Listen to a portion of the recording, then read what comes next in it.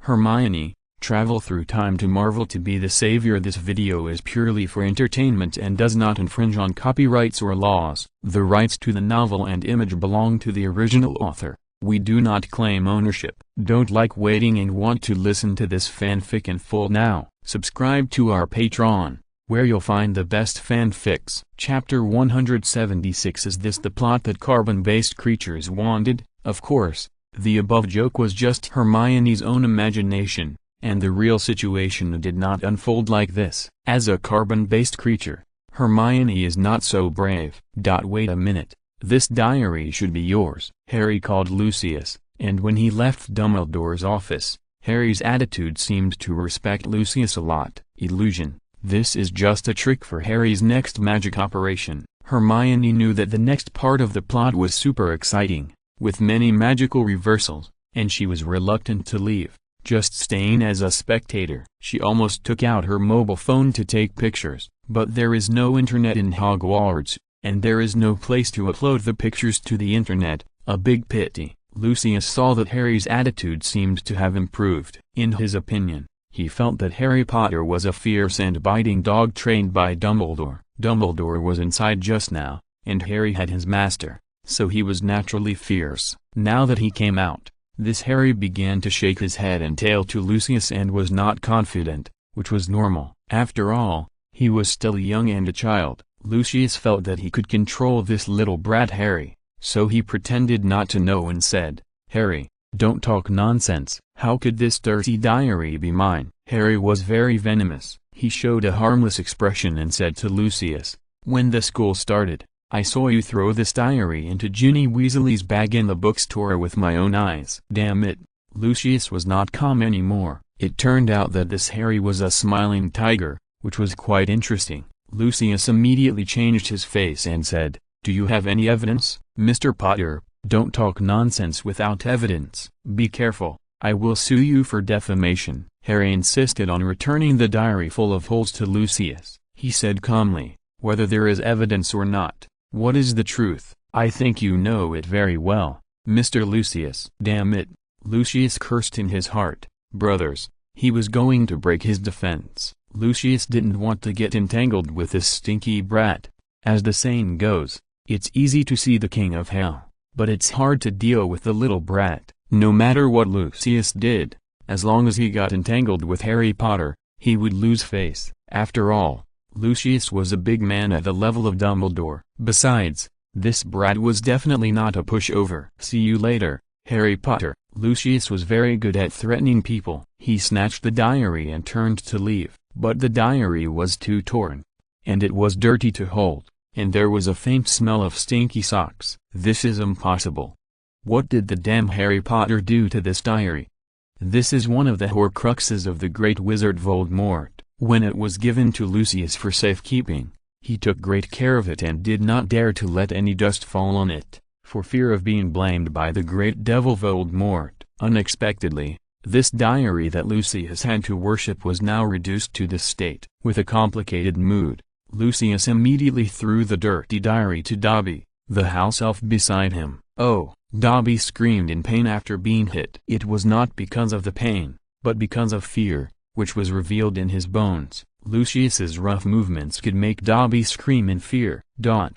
Harry saw that his plan was successful, and he immediately chased after him. Lucius frowned. This hateful little devil is too difficult to deal with, right? However, before Lucius could guess what Harry was going to do, it turned out that the target Harry caught up with this time was not Lucius, but the house elf Dobby. Harry's tone to Dobby became much softer. "Dobby, open it and take a look." Dobby also smelled the special smell from this tattered diary, but Dobby wore tattered clothes every day, so he was not particularly opposed to this smell, but his more noble master would definitely not like it. Dobby looked at Harry Potter in surprise. Could there be another secret in this diary? When Dobby slowly opened the tattered diary with his dirty claws, he was stunned. Under the bright sunshine, the object with the charming smell was surprisingly lying in the book. As expected, there is a golden house in the book, and there are torn socks in the book.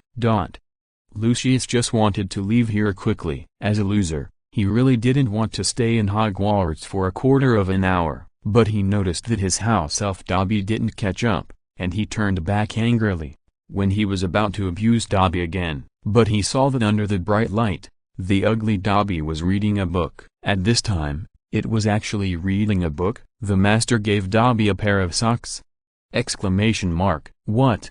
Lucius was completely confused. What was going on? When Dobby showed the book he was reading to Lucius, Lucius was stunned. At this moment, he only felt his blood pressure boiling, as if he was struck by thunder. He had never been so speechless in his life. There was a smelly sock lying in the diary, and a hole could be clearly seen on the toe of the sock. The special charming smell was spreading out. Lucius's forehead was bulging with veins, and he was so angry that he almost transformed on the spot. The master gave Dobby a sock. Then, from now on, Dobby is free. As an elf, Dobby's eyes were originally bigger than those of a cow. At this moment, because of the thunderbolt-like surprise, his eyes were even bigger, and his eyeballs were almost bursting with joy. What is freedom? Freedom is not feeling it when you have it, and when you lose it, it is equivalent to losing everything. Damn it! Damn it! Lucius was so angry that he vomited blood, and his heart, liver, spleen and lungs were in great pain at the same time. According to the strange contract between the house elf and the master, as long as the master gave the house elf a new piece of clothing, the house elf would be free. This strange contract was once told to Harry by Dobby when he was curious about why Dobby always wore tattered clothes. In fact, Dobby had told many wizards about this, but only Harry Potter remembered it, and in this opportunity, he cleverly used special means to let Lucius personally give Dobby a piece of clothing, and it was this sock that directly allowed poor Dobby to regain his freedom. Damn, he was tricked. The beautiful Miss Hermione, who was watching from the side, couldn't help but sigh in admiration. It was so wonderful. Hermione felt that Harry at this moment was simply the highlight moment, and even felt that it was more wonderful than when Harry raised the Gryffindor sword and stabbed the giant snake in the Chamber of Secrets to death. Because it was so clever, it was much more awesome than the straightforwardness during the battle. Lucius noticed that one of Harry's feet was bare, without socks. Obviously, the smelly socks in the broken diary just now were on Harry's foot at this moment. Humiliation, shame, rage. Lucius' eyes were red at this moment, and his white hair began to show its teeth and claws. He had completely given up his elegance as an old gentleman and directly pulled out the scepter in his hand. As a swordsman, there might be an extremely sharp blade inside the scepter, and for a magician, there is a magic wand hidden inside. I have to say that Lucius is quite tasteful in this respect. I will kill you. Harry Potter, you made me lose my servant. Lucius's anger made him lose his mind, and he was about to recite a spell. But the elf Dobby, who is more like a wizard than a magician, doesn't need to recite a spell at all. Based on the solid theory that the only way to defeat martial arts in the world is to be fast, the elf Dobby stood in front of Harry Potter. Although Dobby looked ugly, although he was only half the size of Harry, and although his clothes were tattered, his determination to protect Harry Potter was not ugly. The sense of security he brought to people was not short, and his magic was not bad. Whoosh! The gorgeous magic flew out. Don't hurt Harry Potter. Dobby the elf raised his hand, and the seemingly arrogant Lucius was directly knocked away by Dobby's magic. With a plop, he fell to the ground in a mess. For a long time, Lucius was pale and didn't get up. Please support the new book. Thank you everyone. Chapter 177 Schrodinger's Friend. Wonderful, wonderful. As a bystander, Miss Hermione was very satisfied watching from the side. Not only did Harry show his supreme wisdom, but even Dobby's final performance was also eye-catching. If it weren't for her status, Hermione would have applauded and cheered. As the saying goes, some are happy while others are sad. Lucius, who was worried, wanted to lie on the ground and fall asleep at this moment. It was so embarrassing, one ring after another. It was fine that he didn't get a sense of existence from Dumbledore. Later, he was fooled by Harry, the child, and lost the servant who had followed him for many years. As a result, the next second, he was knocked away by the rebellious servant. Damn it, just wait for me, sooner or later I will make you, Harry Potter, end up like your parents. After Lucius finished his harsh words, he turned around and left. As a big man in the wizarding world, he was knocked down by his rebellious servant, the elf Dobby, with one move. It was so embarrassing. Beautiful Ms. Hermione was ready to continue to watch the joke. Anyway, she was just like this. If there was no special reason, she would not take the initiative to participate. However, the system options were to reconcile her personality. Option 1. Make something out of nothing. Friend. I have a friend. She wants to give Lucius a gift, preferably a gift with special meaning. Complete the task and reward basic attribute +1. Option 2. Take out the submachine gun and shoot a burst of bullets at Lucius's embarrassed back, so that he can feel the enthusiasm from the hot weapon. Complete the task and reward 1 airdrop box. Option 3. Trick the elf Dobby and make it your slave. Complete the task and reward 1 pair of Harry's original socks. Are you sick? Exclamation mark. This system option task is enough. The first 2 are still normal. After all, Miss Hermione is also a person who has experienced many ups and downs. But what does this option 3 mean? The reward is too disgusting. A pair of new socks. Hermione despises it, not to mention Harry's original socks. Are you kidding? It's really disgusting. Hermione had no intention of taking Dobby as a servant. Although Dobby's fighting ability was not bad, Hermione was a person who was afraid of trouble. She also had many secrets and certainly did not want to keep anyone around. In the original series, Hermione had a pet owl and a cat that only appeared a few times, but Hermione here was afraid of trouble and did not plan to keep a pet at all. So option 3 was eliminated by Hermione first as expected. There was almost no need to think about it. Option 2 was not suitable. Although Hermione was 20% of the way to try, she really wanted to shoot Lucius into a sieve with a submachine gun. But people should be rational. Or option 1. Although option 1, Hermione actually did not particularly want to do it, but there was no other better choice. So, Hermione quickly caught up with Lucius. Harry didn't know what Hermione was planning, and wanted to ask, but after thinking about it, Hermione was not an unreliable teammate like Ron, and she must have her own purpose for doing this. Harry did not move. Dobby blinked his big eyes and said to Harry, "Harry Potter, you saved me." How should Dobby thank you? You should give me your body. If Hermione was still here as a spectator, this answer would definitely pop up in her mind. Harry certainly had not been influenced by the funny system for 2.5 years. Harry did not have such an active imagination. He said to Dobby with a helpless tone, "As long as you don't run to save me on your own initiative in the future, that will be my thank you." Harry, who said this, did not know that in the later part of the original movie, Dobby did not obey. In order to save Harry, it sacrificed itself. There will always be such hopeless, but lovable people in this world. Hermione, when she chased Lucius, had already thought of what gift to give to this old man. Of course, it was not to make beef meatballs for his son Malfoy. Hermione was not that cruel. Hermione took out the pair of green slippers that she was rewarded for giving Dumbledore a green hat in the office. Hermione thought this gift was very meaningful. So, after packing it, she sent it to Lucius. "Mr. Lucius, please wait a moment." Lucius turned around. The original movie did not show how Lucius fell. On this side, Hermione couldn't help laughing. The old handsome guy, at this moment, had a bleeding nose, a swollen forehead, messy hair, and torn clothes. If he could, Lucius would even want to disappear instantly. But this hateful beautiful woman just caught up with him, which made Lucius's anger burn again. But there was no way. As an old gentleman, he still asked with all his strength, "Miss Hermione Granger, I wonder what you want me for?" "Oh, just a minor injury, no problem." When he spoke, the wound might have been affected, and the nosebleed flowed directly into his mouth, which made Lucius, who was trying to be a gentleman at the moment, look even more embarrassed. To be honest, Hermione was embarrassed for him. Besides, Hermione didn't care about Lucius's injury at all.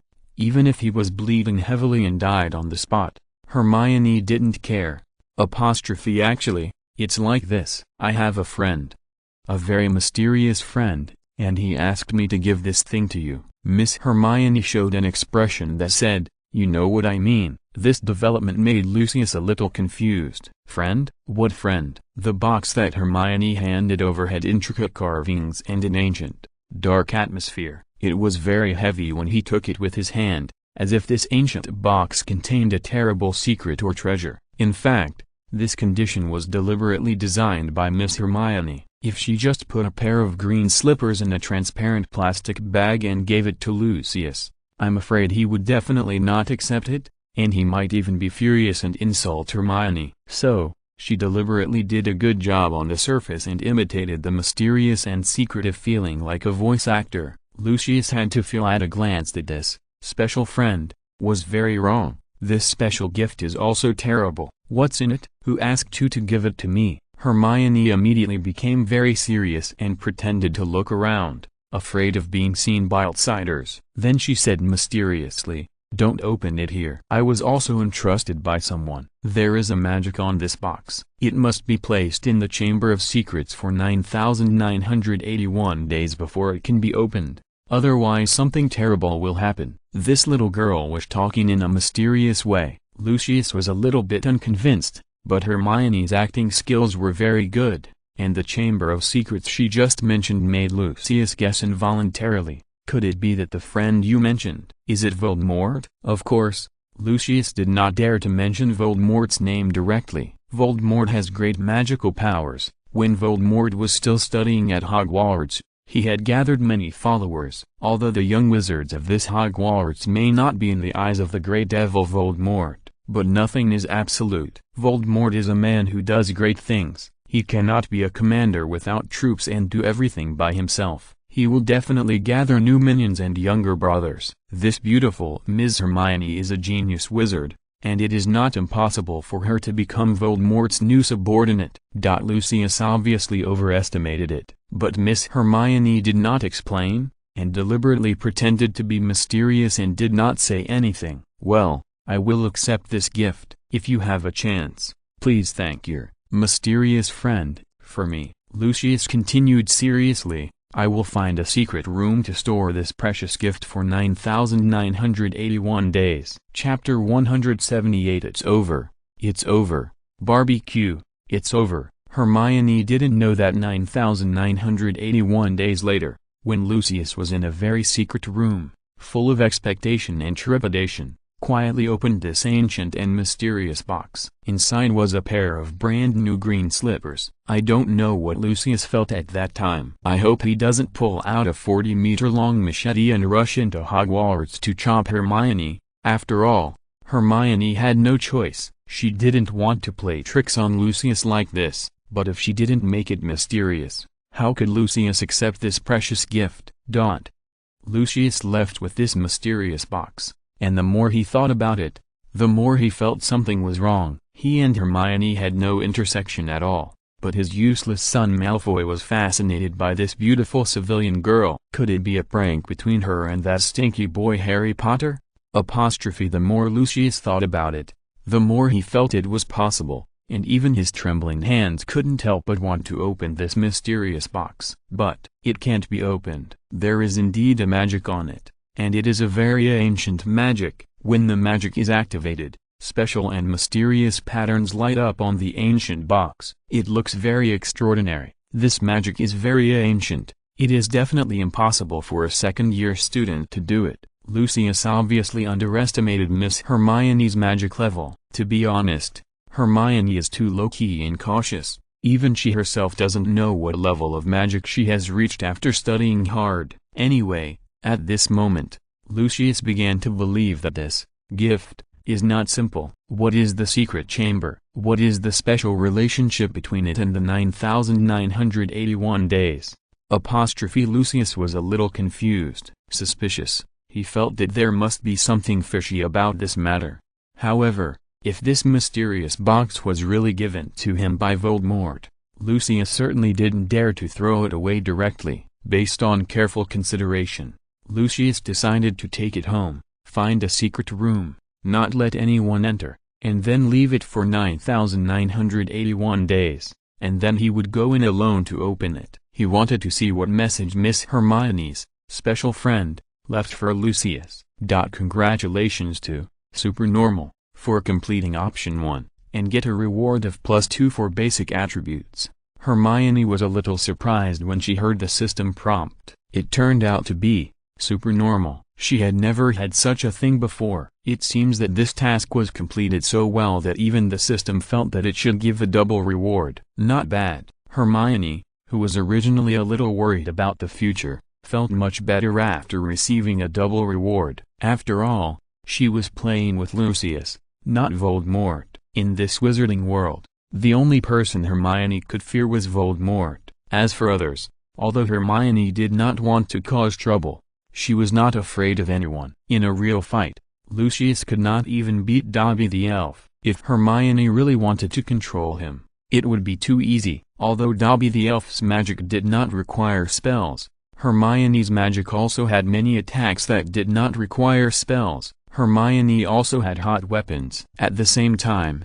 Hermione is also a melee mage, not to mention her various defenses. Her flash agility alone can dodge most attacks, and this is something that few people in the entire wizarding world can do. The physical strength of a magician has an upper limit, but Miss Hermione does not. The longer she survives, the stronger her accumulated strength will be. Lucius was in a mess. After returning to his home, he drank water in big gulps. Looking at the mysterious box, his heart was complicated. He stood up without hesitation and found a secret room to store it. At night, in order to please the goddess, Malfoy's consumption was relatively high. A man in love can't spend less. So Malfoy ran out of money and secretly went home to get money. Lucius looked at this useless son. Malfoy cared. "Dad, what's wrong with your face?" "Don't worry about it." Oh, Malfoy didn't dare to ask more. At home, Lucius's position as the head of the family is unshakable,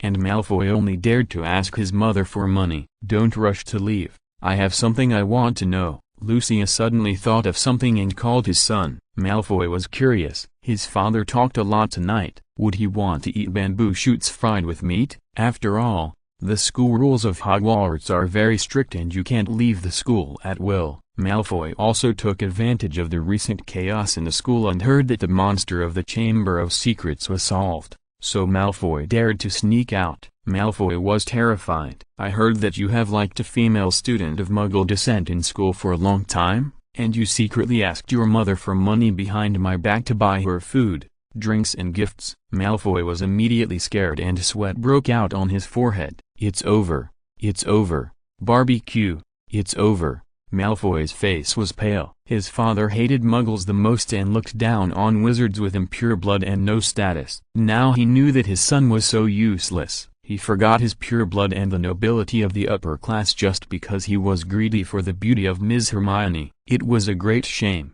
for traditional bad wizards who attach great importance to class concepts. This matter is very serious. Even Lucius might kill his own son for the sake of justice and slap this useless son, then go back to the furnace and be retrained. Lucius is not too old to have another child. So, Malfoy is very worried at this moment. However, Lucius's next words shocked Malfoy. "If the female student of Muggle's offspring you like is Miss Hermione Granger, your father will not object." What? Malfoy thought he had heard it wrong. Lucius continued, "However, don't be too arrogant and forget your identity. Only Hermione Granger is special, and I am not sure for the time being. In short, apart from her, if I know that you put down your face to pursue a dirty mudblood offspring again, I will break your legs without hesitation." "Yes, yes, yes, I know." Malfoy quickly retreated in fear. He ran home secretly, and he had to rush back overnight.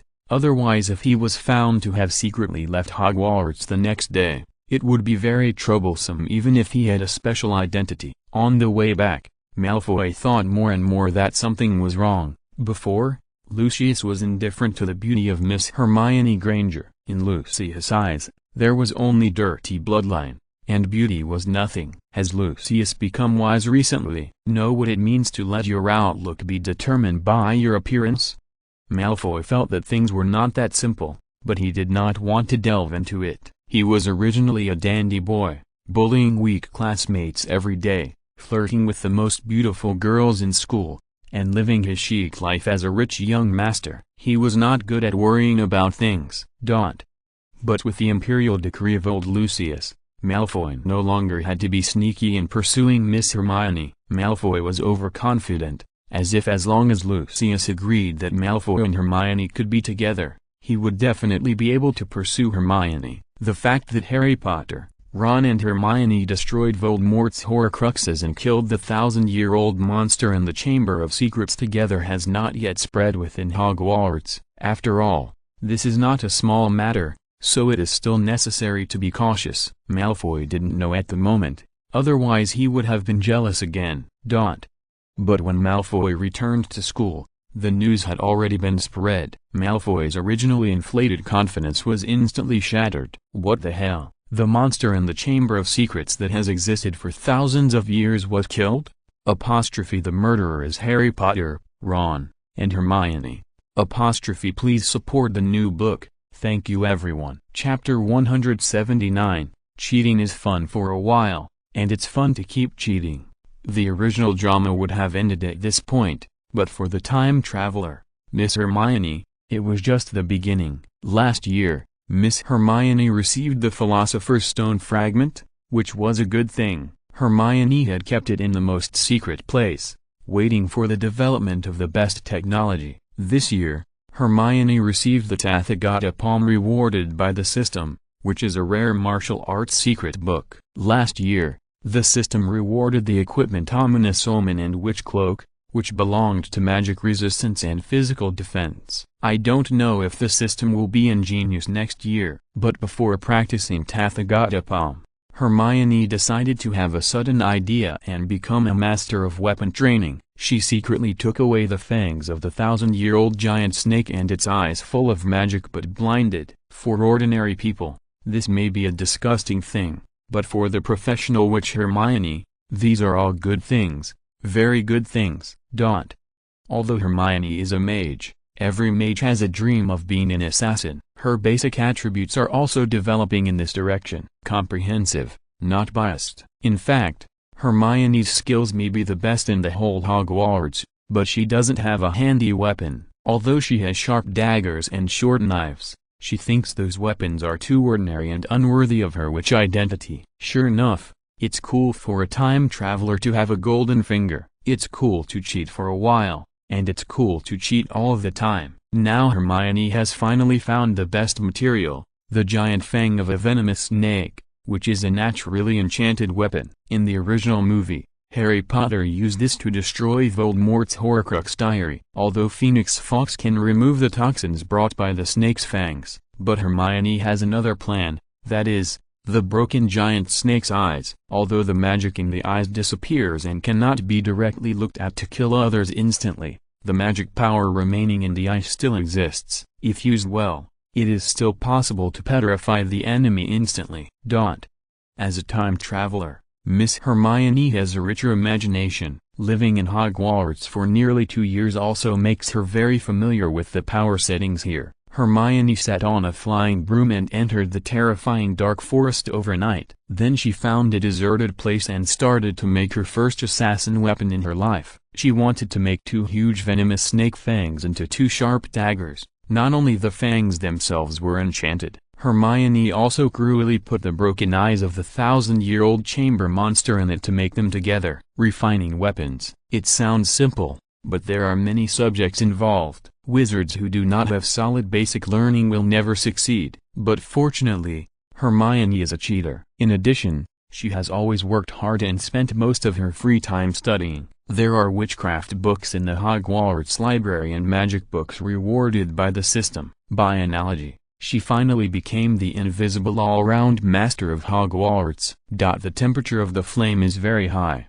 because Miss Hermione added some special warming materials. Even hard steel can be melted. At the same time, some special curing materials are added to neutralize the magic of the fangs and broken snake eyes. Hermione does not need a mallet or a carving knife to forge the shape of the snake fangs. Because she knows magic, she used magic to do everything that needed to be done by hand. After 1 night and 5 hours, Hermione finally succeeded. She happily picked up the 2 assassin weapons she forged herself. Hermione, who is a genius in naming, officially named the pair of daggers, Viper's Fang. The shape was smooth, The feel was comfortable, and the blade was sharp. Hermione held it with both hands, and it felt very light, allowing Hermione to swing it as quickly as possible. This was originally an assassin weapon, and it was most suitable for close combat and assassination. Miss Hermione couldn't put it down. It was worth my forging for more than 5 hours. With the weapon,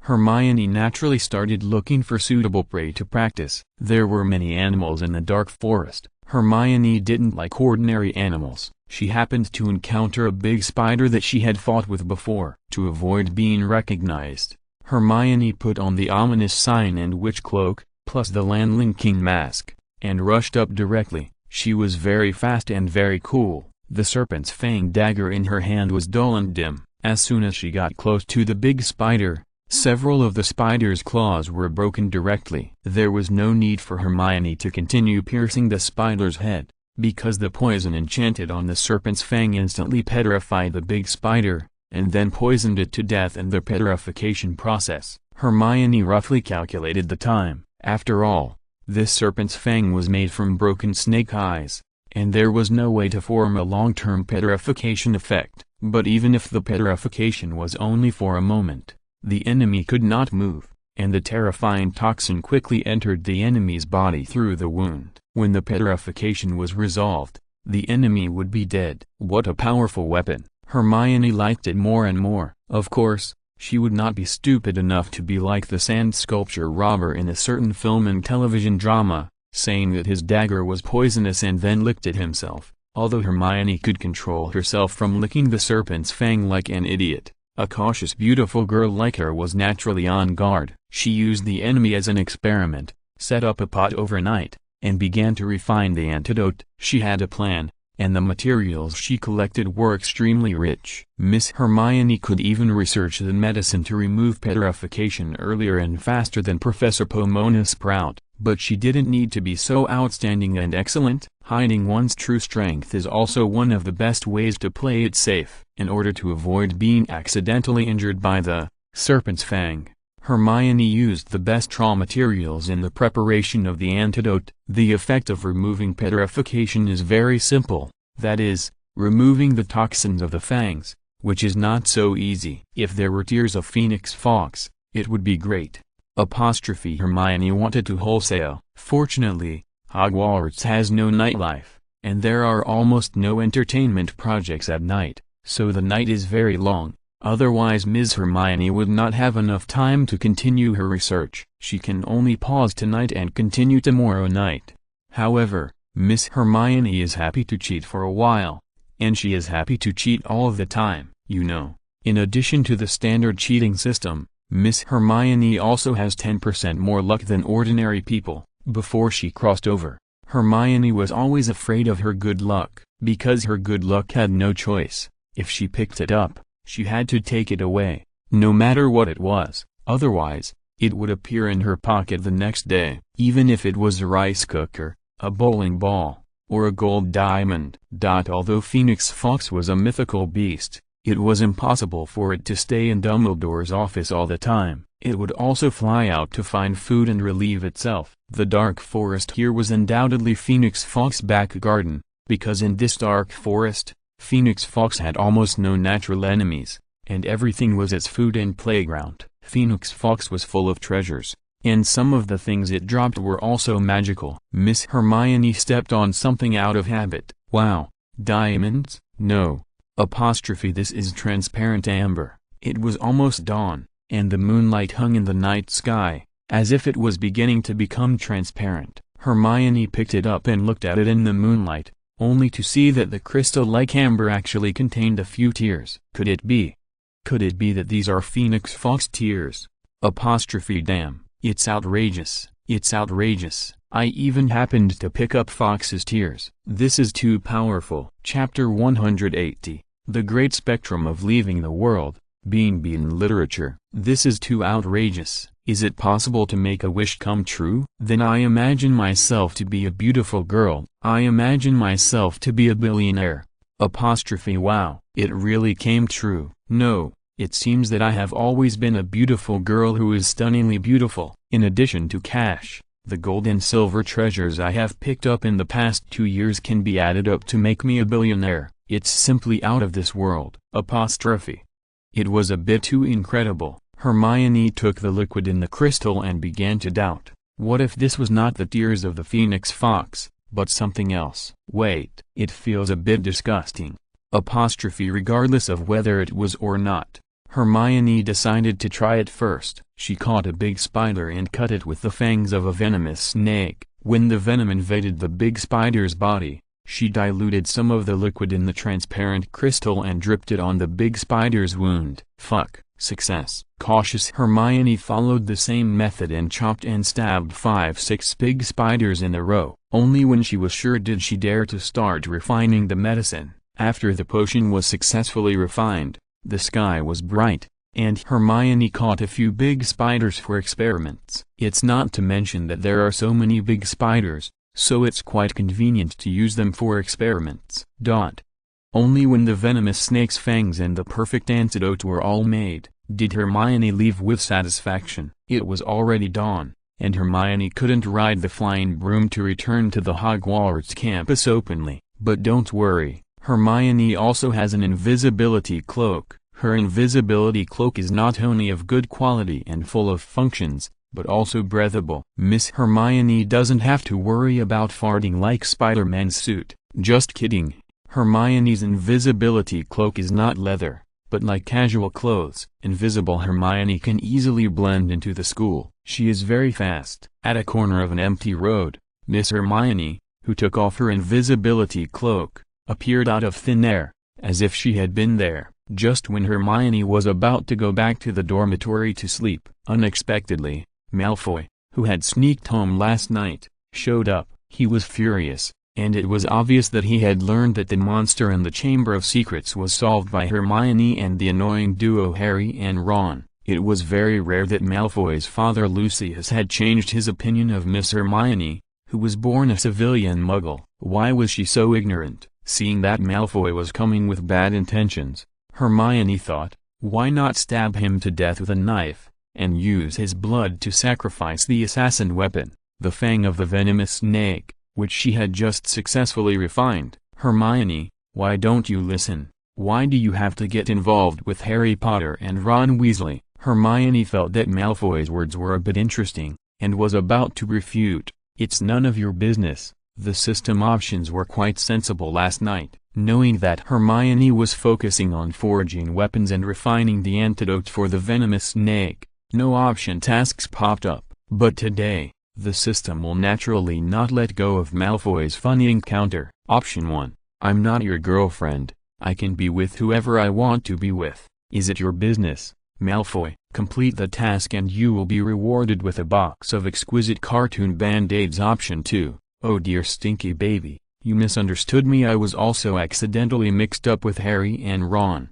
Don't think too much. I am innocent with Harry and Ron. Complete the task and you will be rewarded with a sexy swimsuit. Option 3. Give you 2 packs of spicy strips. Squat aside and eat them. Complete the task and you will be rewarded with basic attributes +1. Is it necessary to think about this? You can know how to choose with your feet. Option 1 is actually what Hermione wants to say the most. Malfoy, this ordinary man, is sometimes so ordinary, but so confident. It simply makes Hermione speechless. Indeed, Hermione admits that Malfoy has some money, his appearance is okay, and his family background is not bad. There are indeed some mediocre girls around him, but so what? Hermione is a fairy. Is he Malfoy worthy? Even Harry and Ron, Miss Hermione only regards them as friends. At present, whether it is the world before crossing or the world after crossing, there is no boy that Hermione can like from the bottom of her heart. If I have to choose one, she likes herself. That's it. Get out of class dismissed. Option 2 is really a bit disgusting. Hermione is not a motorcycle girl. She is too cute and gives people goosebumps. If I have to say a type, Hermione feels that she belongs to the type of girl who gets beaten, or the type of literature that gets beaten. For example, I cried, my tears flowed down my natural eye bags, my cute nose, my plump apple muscles, all the way to my sharp chin, and then fell on my thin collarbone with a patter, without any defense. Another example, Good morning, I burped in a slightly hoarse little voice, curled my hands into small pink fists, and gently rubbed my watery eyes. Another example, haha, so funny, I covered my cherry mouth with my slender hands, my eyes curved into a crescent shape, and my slightly hoarse voice from staying up all night laughed like a silver bell. Ahem. This is the description of a fairy. So option 2, which is a motorcycle girl, does not fit Hermione and is eliminated. Of course, there is also a kind of silly girl, haha, covering her mouth with her sandpaper-like palm. She smiled cutely like Black Whirlwind. Li Qingquan. Can the rewards of band-aids and swimsuits be compared to basic attribute points? Basic attribute +1 forever God. Here are 2 bags of spicy strips for you. Squat aside and eat them. Hermione did not hesitate, cleanly and neatly, with smooth movements, took out 2 bags of spicy strips and threw them to Malfoy, then left without a cloud. Malfoy was stunned. He was originally in a good mood to ask for accusations, and he still had a lot to say. For example, he talked about his lovesickness and how painful it is to love someone. For example, tell Hermione that his father agreed that she, should be together. For example, complain about why Hermione has to spend more time with Harry and Ron than him. Before he could say 1,000 words, he was dismissed by Hermione's 2 familiar bags of spicy strips. Is my deep affection and complaints worth these 2 bags of spicy strips? The clear sky seemed to be about to rain, and Malfoy clenched the spicy strips in his hand. At this moment, he seemed to have grown up a lot. So spicy. Malfoy ate the spicy strips alone, watching the beautiful Hermione's gradually disappearing graceful back, silently enduring the heartache taste of the spicy strips slowly spreading in his mouth. Hermione certainly would not understand the pain of Malfoy's unrequited love. Anyway, she would not like others. As for others liking her, that was other people's business and had nothing to do with her. Miss Hermione was very busy, not busy with makeup and wearing beautiful clothes, but busy with learning. In the past 2 years, in addition to cheating, she has been working hard to learn knowledge. After all, knowledge can change destiny. Hermione has always believed in this sentence full of positive energy. In addition, she is also busy completing various strange option tasks of the system. And, I was busy all night last night, but it doesn't mean that Hermione has finished all the work. In her space ring, there is also a peerless martial arts secret book that Hermione has never touched before, Tathagatapam. How much does Hermione value this martial arts secret book? She forged the assassin weapon, the Viper's Fang, overnight, and did not even turn a page of the secret book of Tathagatapam. She did it to save the good stuff for last. After she has a good sleep and has dealt with all the trivial matters in Hogwarts, she will concentrate on practicing this magical skill. So excited. Excited heart, trembling hands. Today's Hermione is not only a witch, sorceress, wizard, she is also an assassin, warrior, tank, and at the same time, she is the Queen of Arms. Now, when she learns Tathagatapam, then Hermione will also be a martial arts master. Please support the new book. Thank you everyone. Chapter 181. All fear comes from insufficient firepower. After such a long time, Hermione's cautious character has not changed, but her confidence in facing fear has changed drastically, and the reason is that all fear comes from insufficient firepower. When she first arrived, Hermione had very few cards and not enough knowledge. Now it has been 2 years, and there are countless funny system option tasks to complete, not to mention Hermione's accumulated strength. Plus she is a girl who likes to hoard supplies and seeks stability. Stability is the first element of survival. In the movie, the scene turns to another round of graduation season at Hogwarts, and Hermione still has 2 days. Although the Principal Dumbledore and the Vice Principal Professor McGonagall did not publicize the great achievements of Harry Potter and others, but the legend of the Chamber of Secrets still spread among the students. After all, there are not too many melons to eat in the wizarding world, unlike the Muggle world, where you can eat enough melons from the entertainment industry every day. The wizarding world is relatively calm, especially in Hogwarts. The story of the Chamber of Secrets has accompanied almost the entire school year, like a serialized thrilling novel. Now that the story of this novel has finally come to its grand finale, the students are of course talking about it in groups of 3 or 5 with great relish. Have you heard? The monster in the Chamber of Secrets that has existed for thousands of years has been killed. The legend of the Chamber of Secrets that has existed since Hogwarts was founded was successfully cracked by our class. It's simply a historical moment. I heard that the monster in the Chamber of Secrets is huge and can eat a lion in one bite. Don't say anything if you haven't seen it with your own eyes. I'm not saying anything. It's a giant snake. The body was carried up by the class leaders of each grade. Tell me, who killed such a horrible monster? Who is the successor of the Chamber of Secrets? SHH. Keep your voice down. I heard that the successor of the Chamber of Secrets is the mysterious man whose name cannot be mentioned, and the wizard who killed the monster in the Chamber of Secrets is none other than the famous Harry Potter. Oh my god, Harry Potter again? I heard that our goddess Miss Hermione Granger has also made a contribution. Oh my god, I'm so excited. She is worthy of being the girl I have liked for 2 years. She is so cool. Logically speaking, with such a big thing happening, Harry, Ron and Hermione should have received trophies, medals or something like that, but there were none in the original drama. There is none here either. Perhaps these great achievements will be recorded temporarily, and when the little wizards grow up, they will be mentioned as great qualifications. Hermione is not greedy for that little fame, and it is good to be at peace. Now that Voldemort's Horcrux has been solved, Miss Hermione no longer has to worry. Even walking seems much lighter. The day of graduation has finally arrived. After a few days of eating melons, the little wizards seem to have forgotten the horror legend about the Chamber of Secrets. Everyone's little faces are filled with joy. After all, after graduation, they can have a holiday. Even the little wizards can't resist the temptation of a holiday. The Hogwarts Great Hall is very lively today. Principal Dumbledore stood up and raised his glass, saying that he had experienced a lot this year, so for various special reasons, this year's college assessment was cancelled. At the same time, the students' exams were also cancelled. The students who heard the news were so happy, especially students like Ron who were poor in learning. In the original play,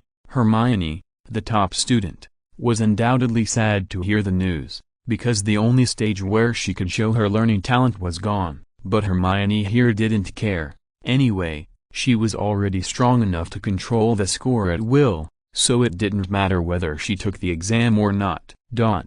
The classmates cheered and the headmaster asked everyone to be quiet for a while, and then he wanted to focus on praising Professor Pomona Sprout. It was she and Madame Pomfrey from the infirmary who developed the antidote with Mandrake and rescued the petrified students. Of course, there was also the cat of the janitor Filch. The classmates applauded together, and Harry Potter laughed happily. Ron secretly looked at the beautiful Hermione and applauded as well. Well done. But it didn't mention who solved the monster in the Chamber of Secrets and destroyed Voldemort's resurrection plan. Forget it. Anyway, the Philosopher's Stone incident last year was not highlighted. Maybe Headmaster Dumbledore also felt that it was better to be low-key. If Harry, Ron and Hermione were highlighted in such a grand occasion, it might make other students jealous. And he was also afraid that Harry Potter and others would be proud. Of course, this is just Miss Hermione's guess.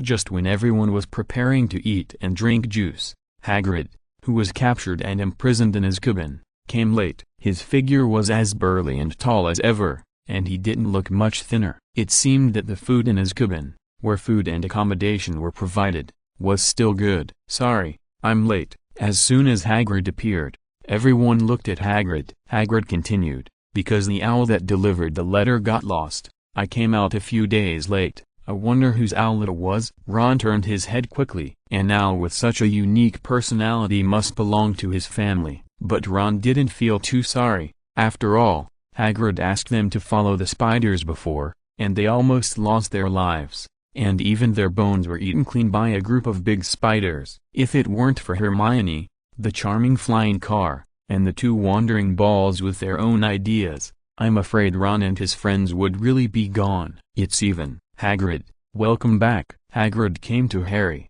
and the affection and trust between the two warmed up. Hagrid blinked and said to Harry, I knew you could do it. Hagrid, Here's your gift. Hermione likes to give gifts very much, because she has too many things, and if she doesn't give some away, her space ring will be full. In the original play, Hermione was just released from petrification, so like Hagrid, she became very excited to see Harry and Ron again. In the original play, Hermione rushed into Harry's arms without hesitation. From this, it can be seen that in the original play, Hermione either likes Harry or regards Harry as a true friend.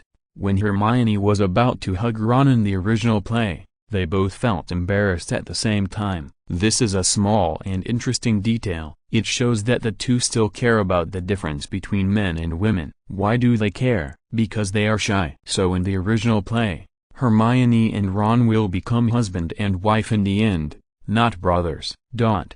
Of course, Hermione here doesn't have so many details. She has been fine with a gold finger. She is so beautiful here that the boys who like Hermione can line up from the Great Hall to Hagrid's cabin outside the school. Thank you, Hermione. Hagrid also knew that Hermione was a rich woman who was loved by everyone, and he did not refuse. In the distance, over at the Slytherin house, Malfoy saw this scene and was very jealous. Why can two stinky men like Ron and Harry get along with the beautiful Miss Hermione day and night? Even Hagrid can receive gifts when he returns from his cabin, but his handsome and charming Master Malfoy can only receive the spicy strips that Ms. Hermione casually sends every time, and there is not even a gift box packaging, just spicy strips. Damn. The fire of jealousy burned fiercely. But fortunately Malfoy has not lost his mind. After the graduation party, he will have a good chat with Hermione. Good things can't be rushed.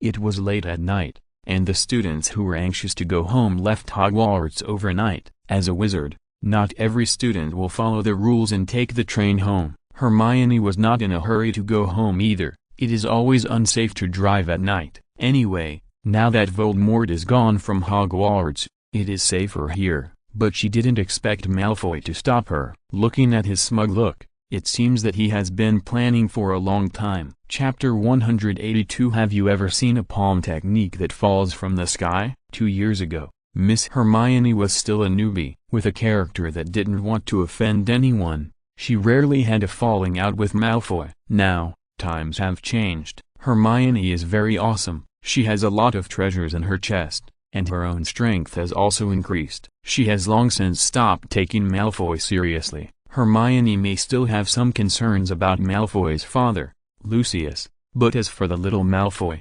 Hermione really didn't take him seriously. What are you doing? In the middle of the night, Hermione was impatient. Malfoy was a little embarrassed and angry. This beautiful woman was talking and laughing with Harry and Hagrid just now. Why is he so unwelcome? He was so kind to her. Malfoy treated Hermione well. Growing up, even to his mother, Malfoy was not so nice to a girl. Hermione, it's vacation time. I want to invite you to my house to play. Malfoy was also direct, because he was afraid that if he said a few more words, Hermione would just walk away. Hermione frowned instantly. Your family has such a noble bloodline. I am a Muggle descendant. I am afraid I am not worthy of it.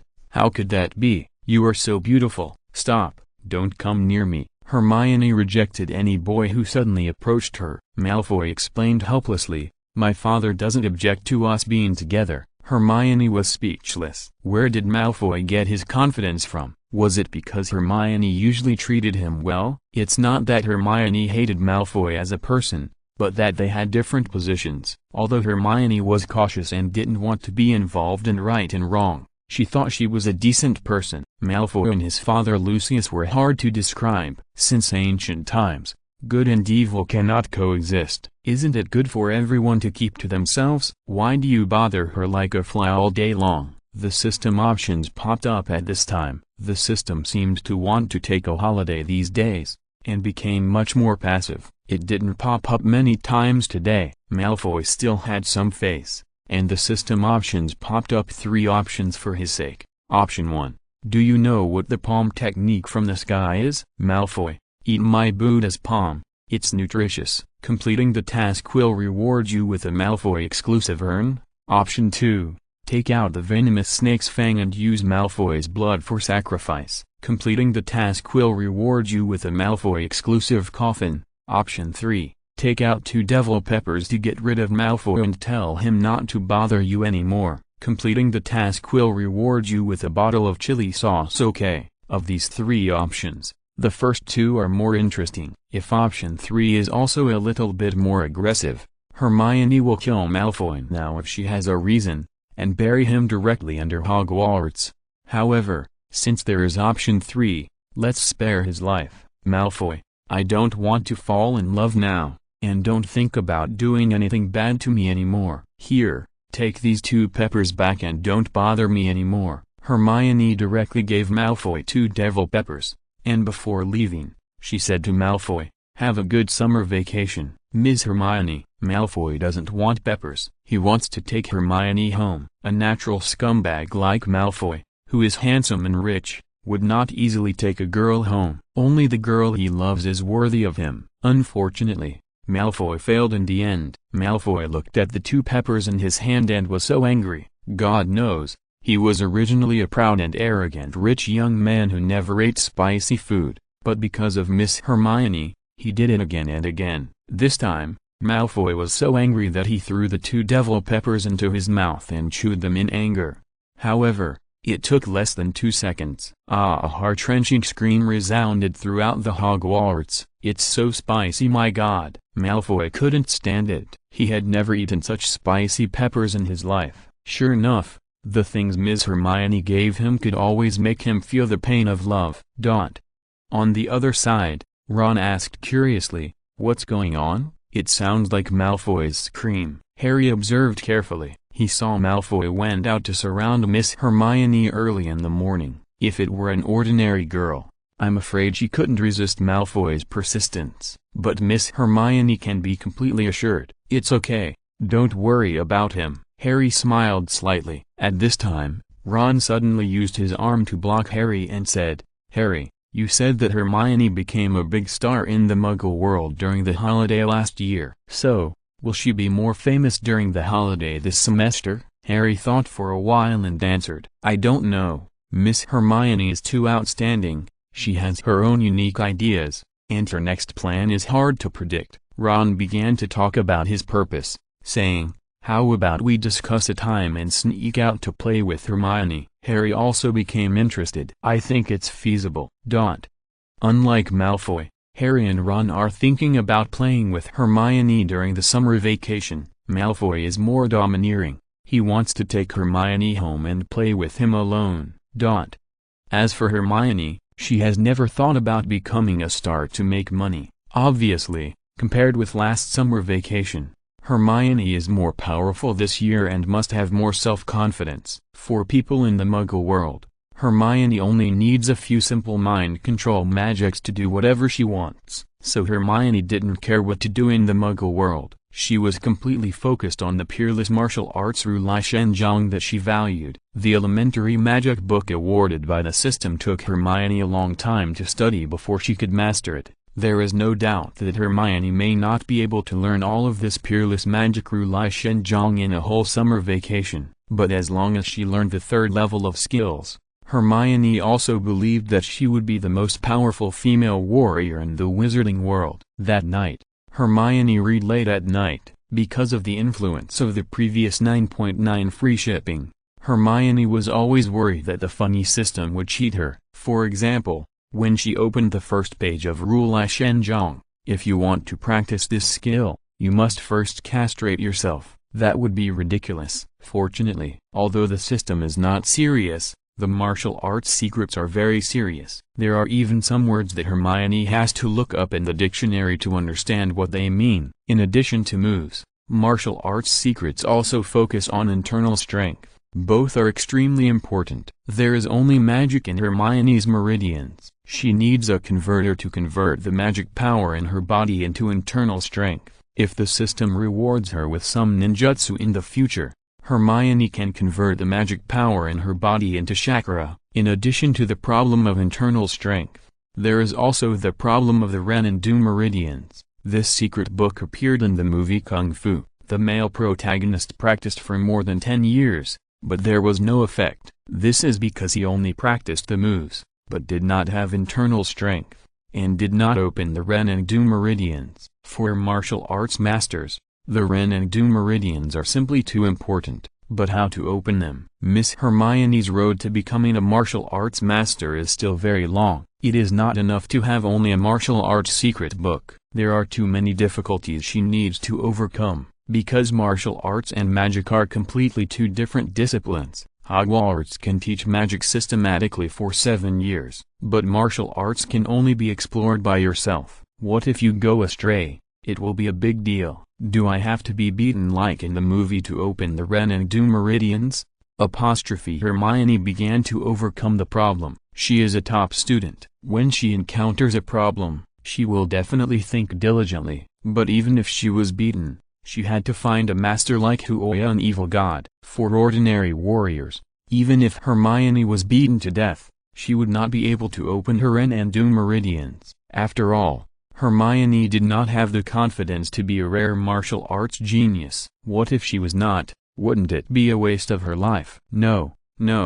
Relying on being beaten to open the Ren and Du meridians would not work. Miss Hermione had to come up with a safe, feasible and stable method. Please support my new book. Thank you everyone. If you're listening to this novel on a channel other than Fanfic World, it means they downloaded and uploaded it without effort. We cordially invite you to visit our channel, Mundo Fanfic Novelist. There you'll find the original version of this story and you can explore many other novels of various genres. We are waiting for you to immerse yourself in a world of incredible novels. Chapter 183, Full-Level Human. This is the body movement. Hermione was quietly working hard, waiting to amaze everyone. She was like a full-level human, constantly controlling her movements, and in her palms, the power of the Tathagata palm gradually emerged. Practicing martial arts is a long process, but fortunately Hermione has the perseverance. One day later,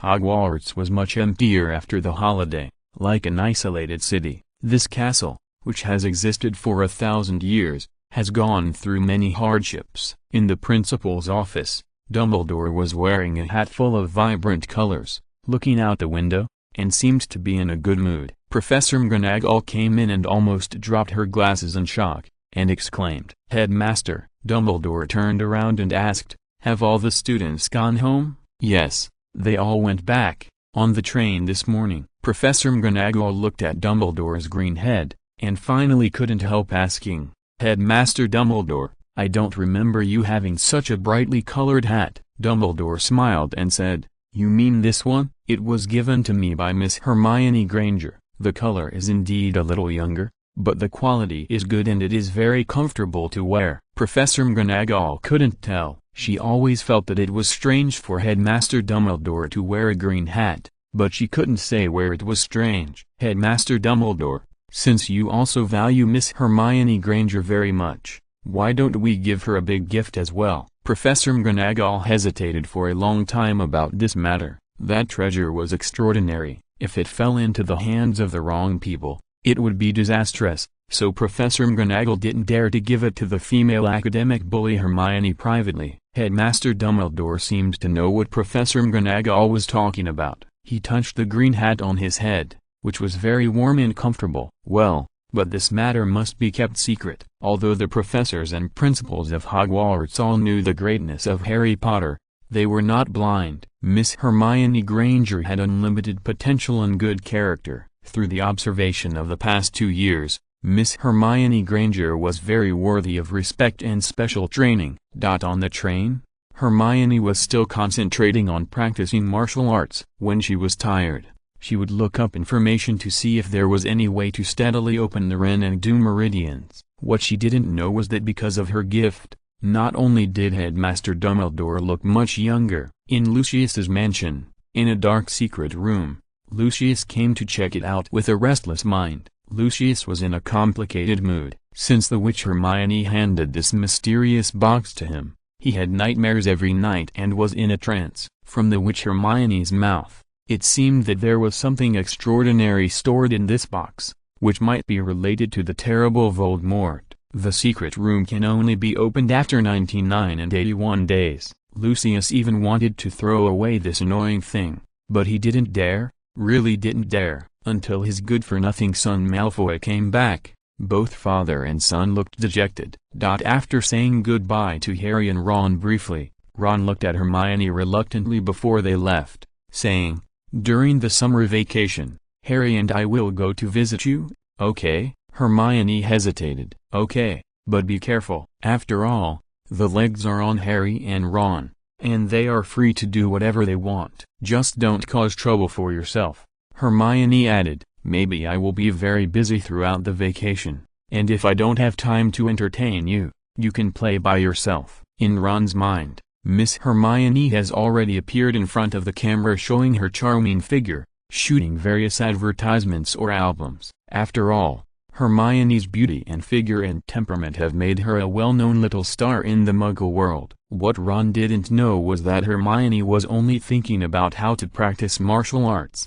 open up the Ren and Du meridians, and perfectly convert the magic power in her body into internal force, etc. There are many difficulties, and it takes a lot of time and energy to overcome them one by one, but as long as she had the secret book of Tathagata Palm, Hermione had a direction and endless motivation. After Hermione got home, she hugged her parents here warmly. "Hermione, you are finally back. We missed you so much." "You don't like to keep owls either. It's hard to send you letters normally." After Hermione found some excuses to get away with it, she played the role of Hermione Granger and lived a warm and comfortable life with her parents for the first 2 days. In fact, life in the Muggle world is also very exciting. Technology is developing rapidly. Although it is not as exciting as before the time travel, new things are born every year. There are still many things to play. However, advertising companies and agency companies soon came to her. Miss Hermione's system options made her unable to refuse. Last year,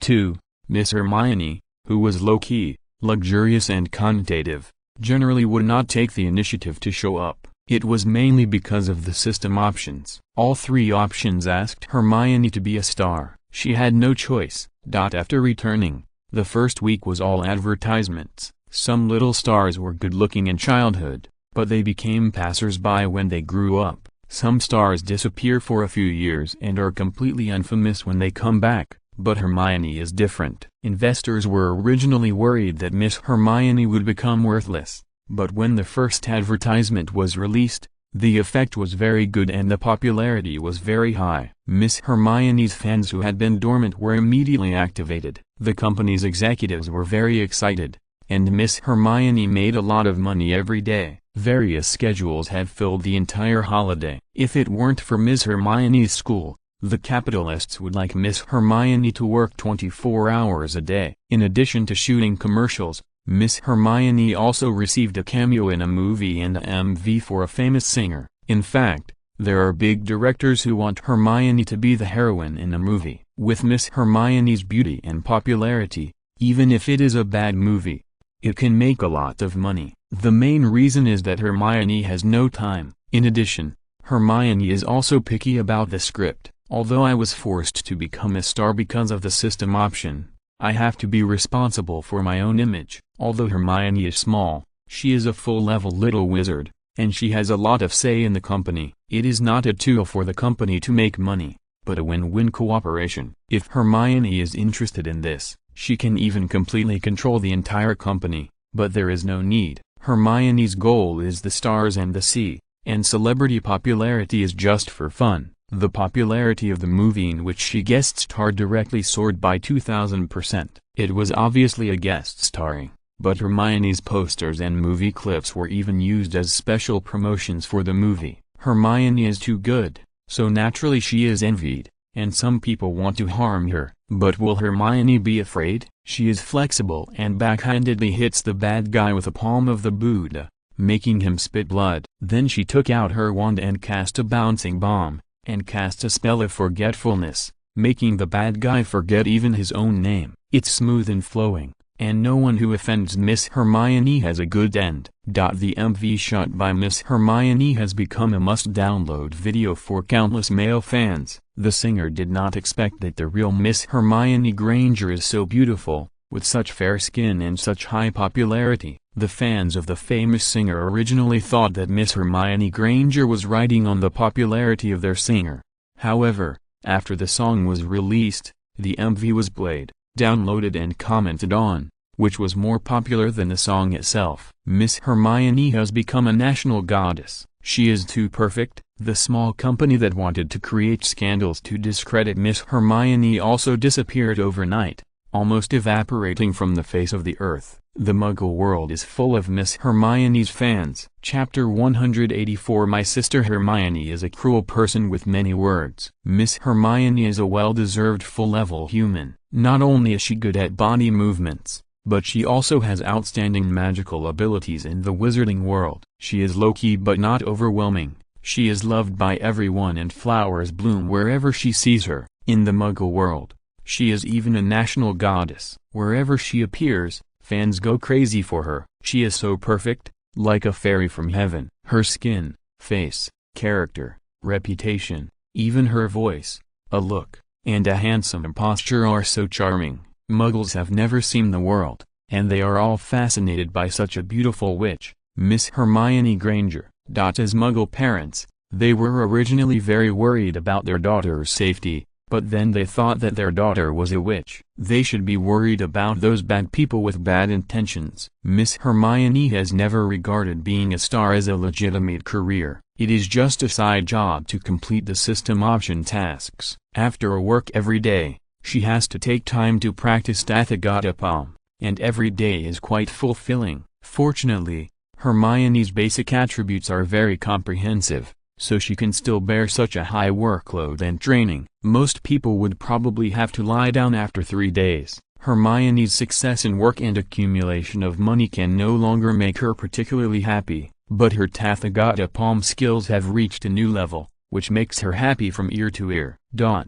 Miss Hermione is so outstanding and has such a high personality charm that even the company's senior executives, investors and bosses have become Miss Hermione's fans. They even care about Hermione's physical and mental health more than Hermione's parents. Not only because Hermione helps their company make money, but also out of sincerity. Because Hermione is so cute, so beautiful, so outstanding, so perfect, and so fairy, they are all willing to kneel down and lick Miss Hermione. A smile from Miss Hermione can make them feel spiritually satisfied. The longer they are in contact with Miss Hermione, the deeper the poisoning. One day, after Hermione finished shooting a group of posters, she clearly felt that she stepped on something. A bank card? Who dropped it? Sister is not short of money now. How did she pick up the bank card directly? Miss Hermione didn't think much about it. She was used to picking up any strange things. She had worked hard during this period, but it was not without reward. She didn't get the title of National Goddess, but Hermione's basic attribute points were all improved. Magic plus 51, Health plus 45, Low-Key plus 50, Agility plus 49, Defense plus 50, Strength plus 43, Stealth plus 41, Pretty plus 8, Charm plus 8, Figure plus 8, Skin plus 8, Wisdom plus 8. These are very impressive data, and the improvement effect is very obvious. Hermione has never dared to give up improving the low-key attribute, because it is too difficult for her to be low-key with the funny system. She can only seek comfort in the basic attributes. It's like doing bad things and taking human lives while praying to God and doing good deeds. People are contradictory creatures, and no one can focus on only one thing. Today Harry and Ron came to visit me. As friends of Ms. Hermione, they have the opportunity to enter the filming site, and today they are filming a dance. As a full-level human, Miss Hermione has a soft figure and wears beautiful clothes like a fairy. She hardly needs any makeup and is as beautiful as a fairy. On-site staff, investors, advertisers, manufacturers, etc. are all obsessed with this national goddess. So beautiful. Harry and Ron were also stunned. Hermione, who left Hogwarts, looked more lively. Hermione, who had just grown up, was beautiful from all angles. Ron and Harry didn't know that Hermione could dance. After the shooting, Hermione took the clean towel handed by her agent and wiped her face. Then she came to Harry and Ron and smiled, Sorry to have kept you waiting for a long time. I'm too busy this summer vacation. In addition to being busy with work, Hermione also had to practice Tathagatapam. She was really too busy. Take care of yourself, Harry said with concern. Ron wiped the saliva that had just flowed out. He said with some envy and jealousy, I really envy those people who can accompany you all day long. Hermione said, school will start in half a month. Won't we be together often in Hogwarts by then? Don't think too much. If it were an ordinary female star, she would definitely not be able to resist dating handsome guys or rich people. But Hermione is not like that. She is a witch of the highest level and a witch with strong body. People are ruthless and talk a lot. Let's go. I'll treat you to dinner. Hermione took Ron and Harry to get off work. Because the staff and the company's people are all fans of Hermione, in theory, they will not object to what Hermione wants to do. Ron was a little worried. Hermione, you are too famous in the Muggle world. When Harry and I came here, we saw your posters on almost every street and alley. Even on the bus, many people read newspapers about you. Aren't we afraid of being recognized when we walk on the street like this? Harry didn't speak. He was clear-headed. Although Miss Hermione became more and more charming as she grew older, Harry couldn't help but admire Hermione's beauty. But he didn't forget to think. Sure enough, Hermione laughed and said, silly, we are wizards. If we can't even disguise ourselves, it would be too embarrassing for wizards. Hermione only needed a simple magic to change her shape. Harry and Ron knew that Hermione was very good at magic, but they couldn't help but marvel at the fact that she could cast a spell so easily and completely changed into a different person. Hermione, you're so good.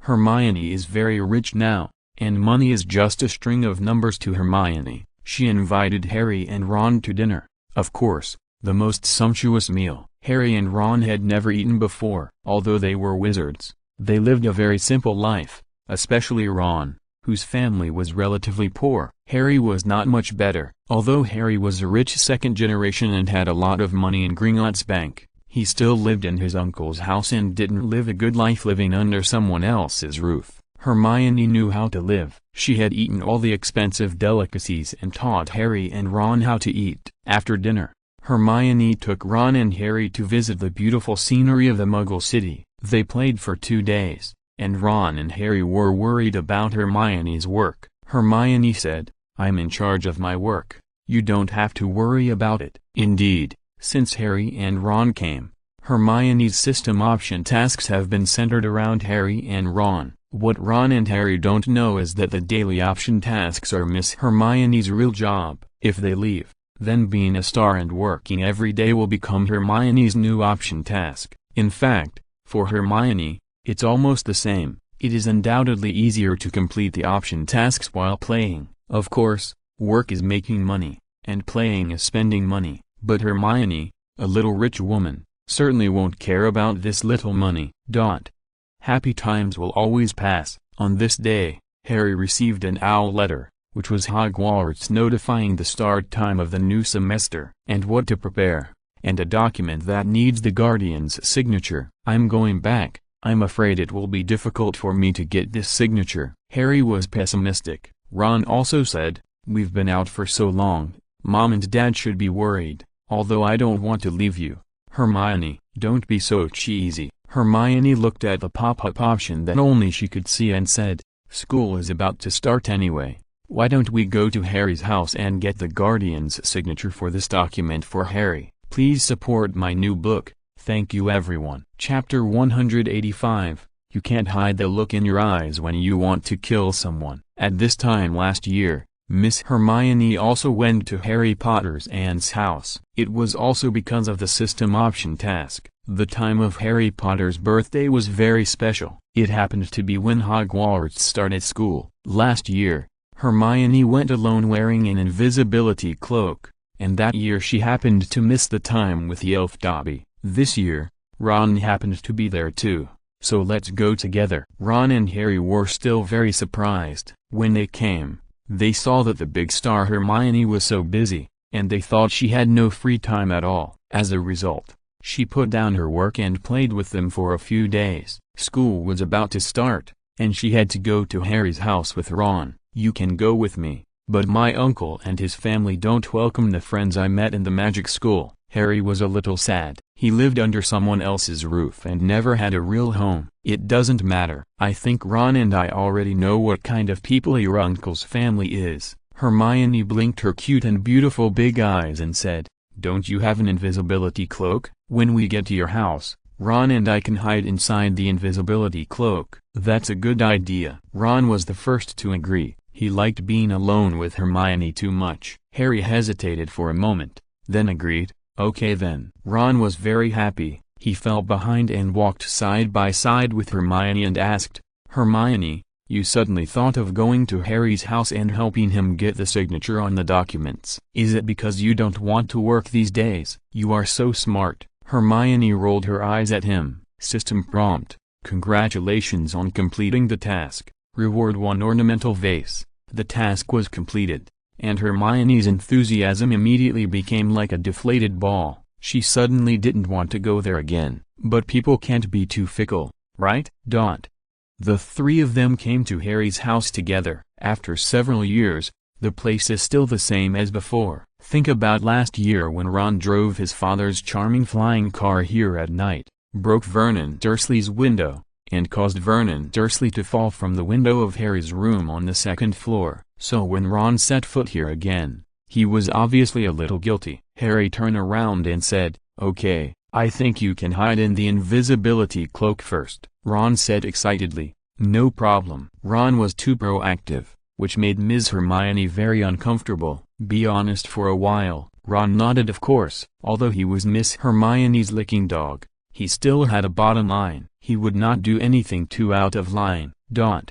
Just like that, the three young men who were no longer seen as little guys in the movie swaggered into Vernon Dursley's house. Although Harry knew what he was facing, he had a friend in invisible state behind him, so he was more worried about whether Ron and Hermione would be discovered. "Oh my God, look who's back. You're amazing, Mr. Harry Potter. You've been away from home for 2 days and 17 hours. When Vernon Dursley and his wife saw Harry Potter coming back, they naturally couldn't help but sneer. They were so angry. Harry in the original play and movie was not so bold. He left home for 2 or 3 days, and it was during the summer vacation. He really grew up and became more powerful. Vernon Dursley was still fat. These 3 years did not leave anything on his fat and greasy face. He looked down at the watch on his wrist. Because he was too fat, his body movements looked a little funny. To be exact, it's 2 days, 16 hours, 52 minutes and 36 seconds. Oh, it's 37 seconds now. Vernon Dursley looked very serious. Harry's aunt on the sign was a perfect match with his uncle, one fat and the other thin. Petunia Dursley was so angry that she said directly, "If my dead sister knew that her son Harry Potter sneaked out for 2 or 3 days before he turned 13, she would be so angry that she would die." It's okay to blame Harry himself, but it's absolutely not okay to mention Harry's parents. Harry finally started to fight back. "I'm going to have my 13th birthday in a few days, and I left you a letter before I left." Vernon Dursley immediately pointed at Harry and said, Okay, I don't want to listen to your quibbling, and I don't have time to know that you must have been with your damn weird friends these days. Now, you pack up and go to the kitchen to cook quickly. My sister is coming over today. I warn you, Harry Potter, we raised you to this age. Don't cause trouble for me." Although Vernon Dursley seemed a little unkind, he finally eased the bad atmosphere. Harry didn't refute anymore. He was silent, and skillfully went to the kitchen and began to put on his apron. Fortunately, he is not a person who cares about face very much and can endure hardships. Otherwise, the ruthless words just now would be enough to make Harry lose face in front of his friends. Ron and Hermione hid in the invisible cloak in the corner of the stairs. Ron was very angry when he saw the scene just now. Harry's treatment here is too bad. His uncle and aunt simply don't treat him as a human being. Hermione whispered, "Okay, you say less. Let's not be discovered." Every family has its own problems. This is Harry's fate. Ron was stunned. He suddenly felt that Hermione's words made sense and were very philosophical. She was worthy of being my favorite goddess. And Dudley Dursley, the good son of Vernon Dursley and Petunia Dursley, inherited his father's pig-like figure. At this moment, he was sitting on the sofa in the living room, watching TV intently. He turned a deaf ear to Harry's return and was indifferent to a certain extent. But Harry was obviously accustomed to Dudley Dursley's behavior. The TV content that Dudley Dursley was watching at the moment was none other than an advertisement about the national goddess Miss Hermione. It was so beautiful. Even though the TVs of this period were still small and the color reproduction was not high enough, it was still able to show the extraordinary beauty of Miss Hermione Granger to the fullest. Last year, the fat Dudley Dursley discovered Miss Hermione, the invincible beauty fairy treasure. This year he is even more obsessed. Is that fat guy looking at you? Ron felt uncomfortable. Hermione scolded directly.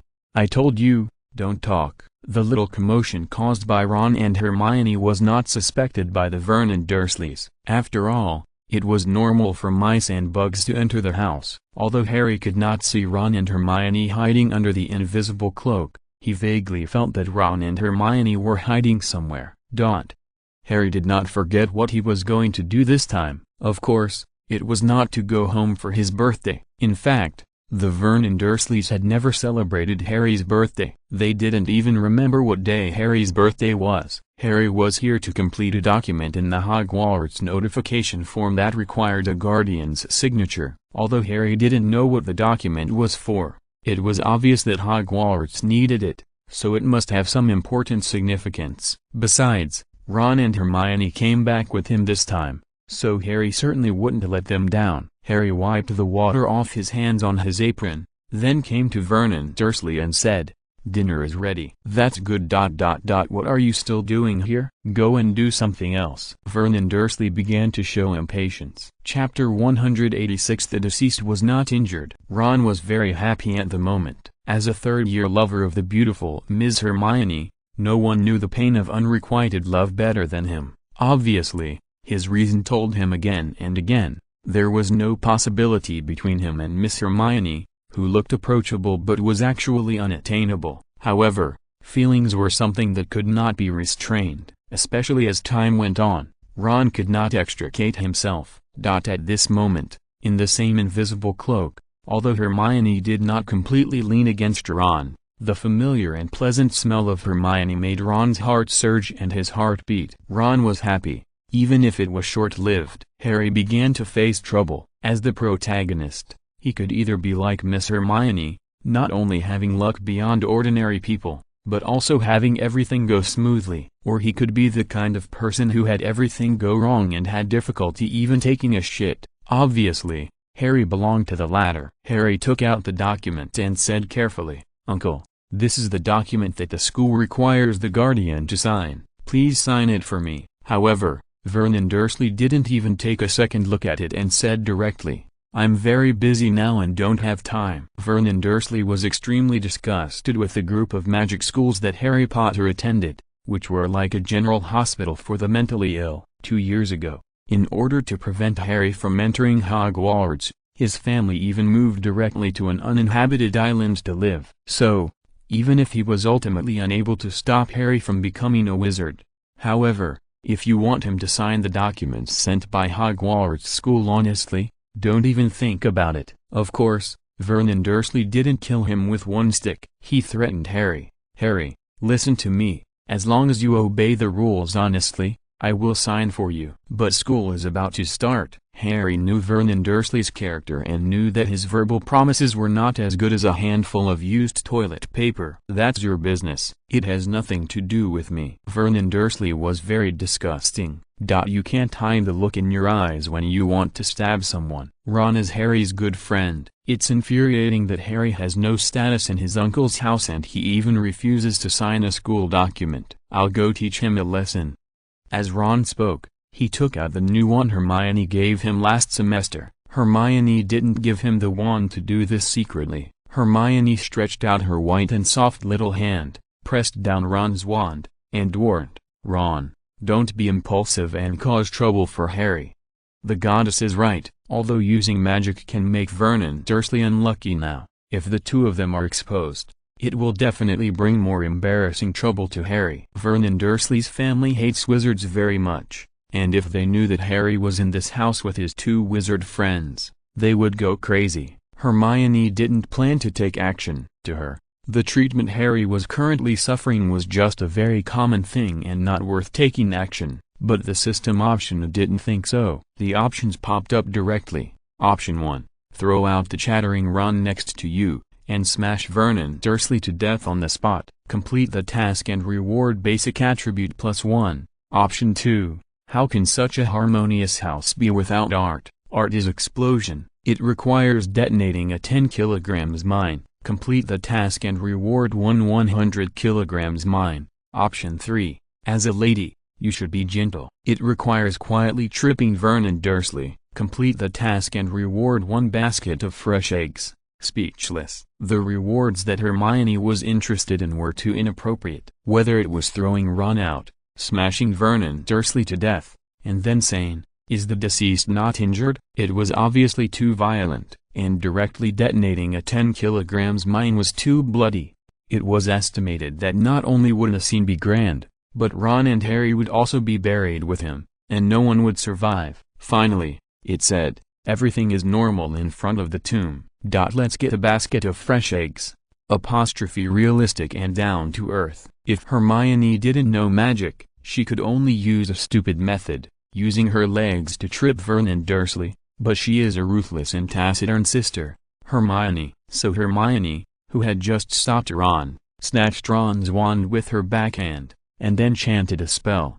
Vernon Dursley, who was walking normally, suddenly had a chair in front of him that he would never kick, and the chair automatically moved sideways. Ouch! Vernon Dursley was fat to begin with, and he fell flat on his face without being careful or prepared. Hermione naturally returned the wand to Ron.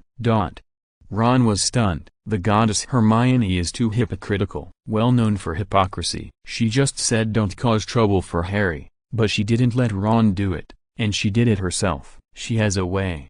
She really has a way. This is very Hermione. Ron naturally didn't dare to give goddess Hermione advice, so he could only keep silent. Damn it, who moved the chair to this position? Ouch, it hurts so much. Vernon Dursley complained loudly as he got up. Harry watched all this, and the smart man clearly saw something. "Honey, are you okay?" Petunia Dursley hurried over to check. Their good son Dudley Dursley still acted indifferent, watching the TV attentively. He was already very fat and was still eating potato chips. It seemed that the young master was thirsty, and he shouted loudly without turning his head, "I'm thirsty, I want to drink water." Okay, my little ancestor, I'll get you some water right away." The doting Petunia Dursley immediately put down her fallen husband and went to take care of her son. What a weird family. Ron watched everything from inside the invisibility cloak, and was simply amazed. At this time, there was a knock on the door. Vernon Dursley, who was inconvenienced, immediately yelled at Harry, "What are you still standing there for? Go open the door. It should be my sister." I hope she didn't bring her damn dog ancestors this time. Vernon Dursley straightened his clothes after falling down. He was too fat and looked funny no matter what he did. New characters began to appear. Vernon Dursley's sister, Harry could also call her aunt. She was even more mean than Vernon Dursley's family. If Harry's uncle's family was 3 points cold, then Harry's cold-blooded and weird aunt was 7 points cold. They added up to exactly 10 points. "Maggie, welcome. You're here. Please come in." Vernon Dursley and his wife welcomed their sister's arrival. Last year, in order to take his business to the next level, Vernon Dursley received people who needed to curry favor with him at home. As a result, because of the elf Dobby, the ending was a mess. This year, Vernon Dursley's family still did not learn their lesson and entertained his sister at home. If they had eaten at the hotel and had not brought Harry Potter, perhaps there would not be so many problems. Marge is a greasy woman who is even fatter than Vernon Dursley. She is covered in jewelry and looks relatively well off. Of course, Vernon Dursley's family does not need to please their sister in any special way. They do not need to rehearse in advance like they did last year when receiving VIPs. And Marge just squeezed in half of her fat body, as if looking for trouble, and her pair of small eyes locked on Harry Potter like radar, with bad intentions. Harry felt uncomfortable and whispered, "Hello, Aunt. Please support the new book, Thank you everyone. Chapter 187 Don't seek death. You won't die. Because of the arrival of Aunt Marge, the atmosphere of Harry's uncle's family changed. Some were happy, some were indifferent, and some were sad. Marge seemed to have a big opinion about Harry Potter. She didn't agree with Vernon Dursley's family to take in Harry. Oh, my dear little baby Dudley. Although she had an opinion about Harry, Marge turned around and showed extraordinary enthusiasm for Dudley Dursley. She loved Dudley Dursley as much as her mother Petunia Dursley. However, Dudley Dursley was still watching TV attentively, and was very indifferent to Aunt Marge's hug and love. It was not because of his indifferent character, but because he couldn't care. He was watching TV. Marge didn't have any opinion about Dudley Dursley's performance. After all, this was her nephew, and Harry was not. No matter what Harry did, Marge hated it. Dinner started, and it was very rich. Even though Dudley Dursley sat at the dining table, he still stared at the TV. Except for Vernon Dursley, who was a little annoyed with his son's willful behavior, Petunia Dursley and Aunt Marge were used to it. Poor Harry. There was no place for him at the table. He was like a servant, serving this strange family. I'm hungry. Ron and Hermione stayed at the stairs. Ron drooled a little at the sumptuous dinner. Hermione ignored Ron. She was thinking that the previous tasks were almost completed. Should she leave here? But seeing Harry looking over here from time to time, it seemed impolite to leave without saying hello. Marge was restless and started to make trouble again. While eating by herself, she took a plate to prepare the sumptuous food and fed it to her dog. At the same time, she said that she had 12 dogs, all of which were her little ancestors. Vernon Dursley was overwhelmed when he heard all these things about the dog's ancestors. He didn't want to talk to Marge. It was Petunia Dursley who took over Marge's words so that she wouldn't be left alone. Ron was also not willing to be lonely. He whispered, "Is Aunt Harry a dog dealer? Why does she keep so many dogs? How rude. Harry hasn't eaten yet, and she actually fed her dog?" Fortunately, she only brought one dog. If there were 12, I'm afraid this table of food wouldn't be enough for the dog. Ron usually didn't talk so much. It was mainly because he was close to his goddess Hermione and hiding in a cloak. It was really hard to calm down his restless heart. Hermione still ignored him. Marge also started to commit suicide. Her behavior was even more bizarre than that of Vernon Dursley's family. She was annoying. She was actually committing suicide by provoking Harry Potter. Harry was not even as good as a dog, but Marge still squeezed him. "My brother is kind-hearted and took you in. If it were me, I would send you to an orphanage." Harry just smiled. If he had really been fostered at his aunt's house, facing such a weirdo, Harry felt that he might have a better life in an orphanage. While scolding Harry, Marge began to pour wine for her dog. "What kind of wine is this? It's too bad. My dog won't drink it. It's brandy," Petunia Dursley answered awkwardly but politely. Vernon Dursley looked depressed. Looking at his sister's dog on the ground drinking the same wine as his own, he suddenly felt that the wine in the glass was not fragrant. He had said long ago that he hated Marge's dog. Marge, this weirdo, fed her dog with wine and started to make trouble for Harry Potter again. By the way, where does this kid go to school? Harry was already smiling on the outside, but he was cursing in his heart. Is this old woman trying to make things difficult for me today?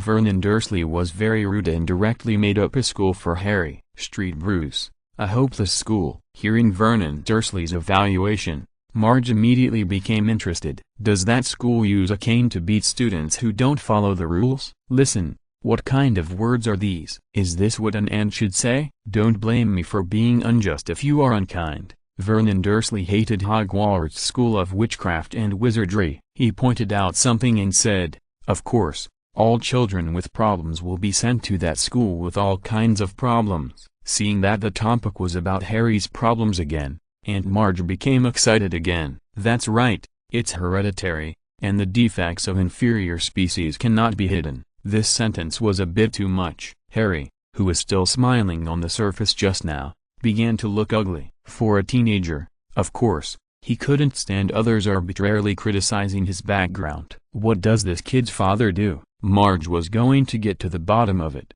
because in the blink of an eye, Harry Potter had grown so big, and was taller than her.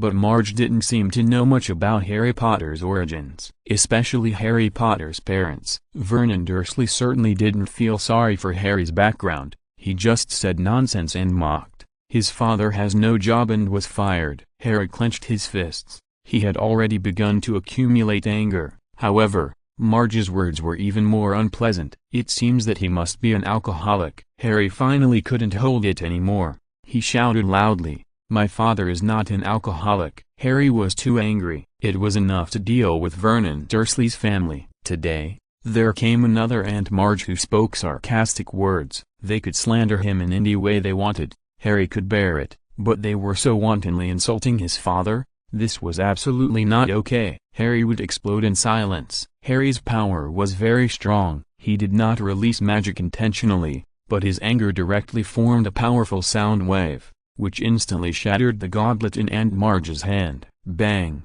Don't say Marge's skin is thick. The wine glass in her hand was broken, but she didn't even get a scratch. Vernon Dursley and Petunia Dursley's faces changed immediately, because they knew that it must have been done by Harry. But Marge didn't know, and smiled.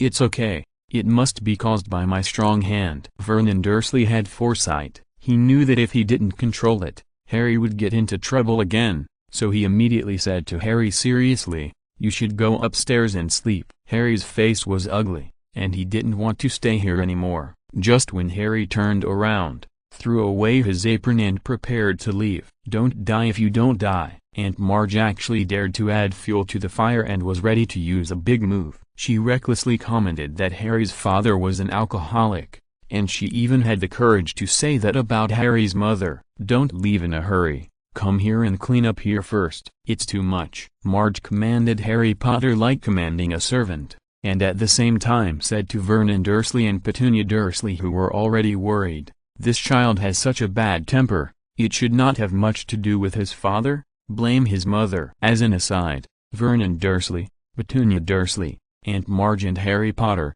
everyone's expressions and actions are very dramatic, but the eldest Master Dudley Dursley remained unmoved, and the whole person was eating while watching TV attentively, as if nothing in the outside world had anything to do with him. At such a young age, it is amazing to have such a strong concentration. Chapter 188. Everything was fine when I came here, but I can't go back. Damn it, Hermione, don't stop me. I'm going to teach that stinky old woman a lesson this time. It was so infuriating that Ron couldn't stand it anymore, but Hermione still stopped him. A goddess is a goddess. Ron would still give Hermione face. "Hermione, are you going to do it yourself again?" It was the same when she faced Harry's uncle just now. Hermione didn't let Ron do it, but she did it herself. Could it be that this time, facing Harry's aunt who was aggressive and rude, Hermione was going to do it herself again? Hermione finally answered Ron, "No, Harry's anger has reached its peak. If we suddenly take action at this time,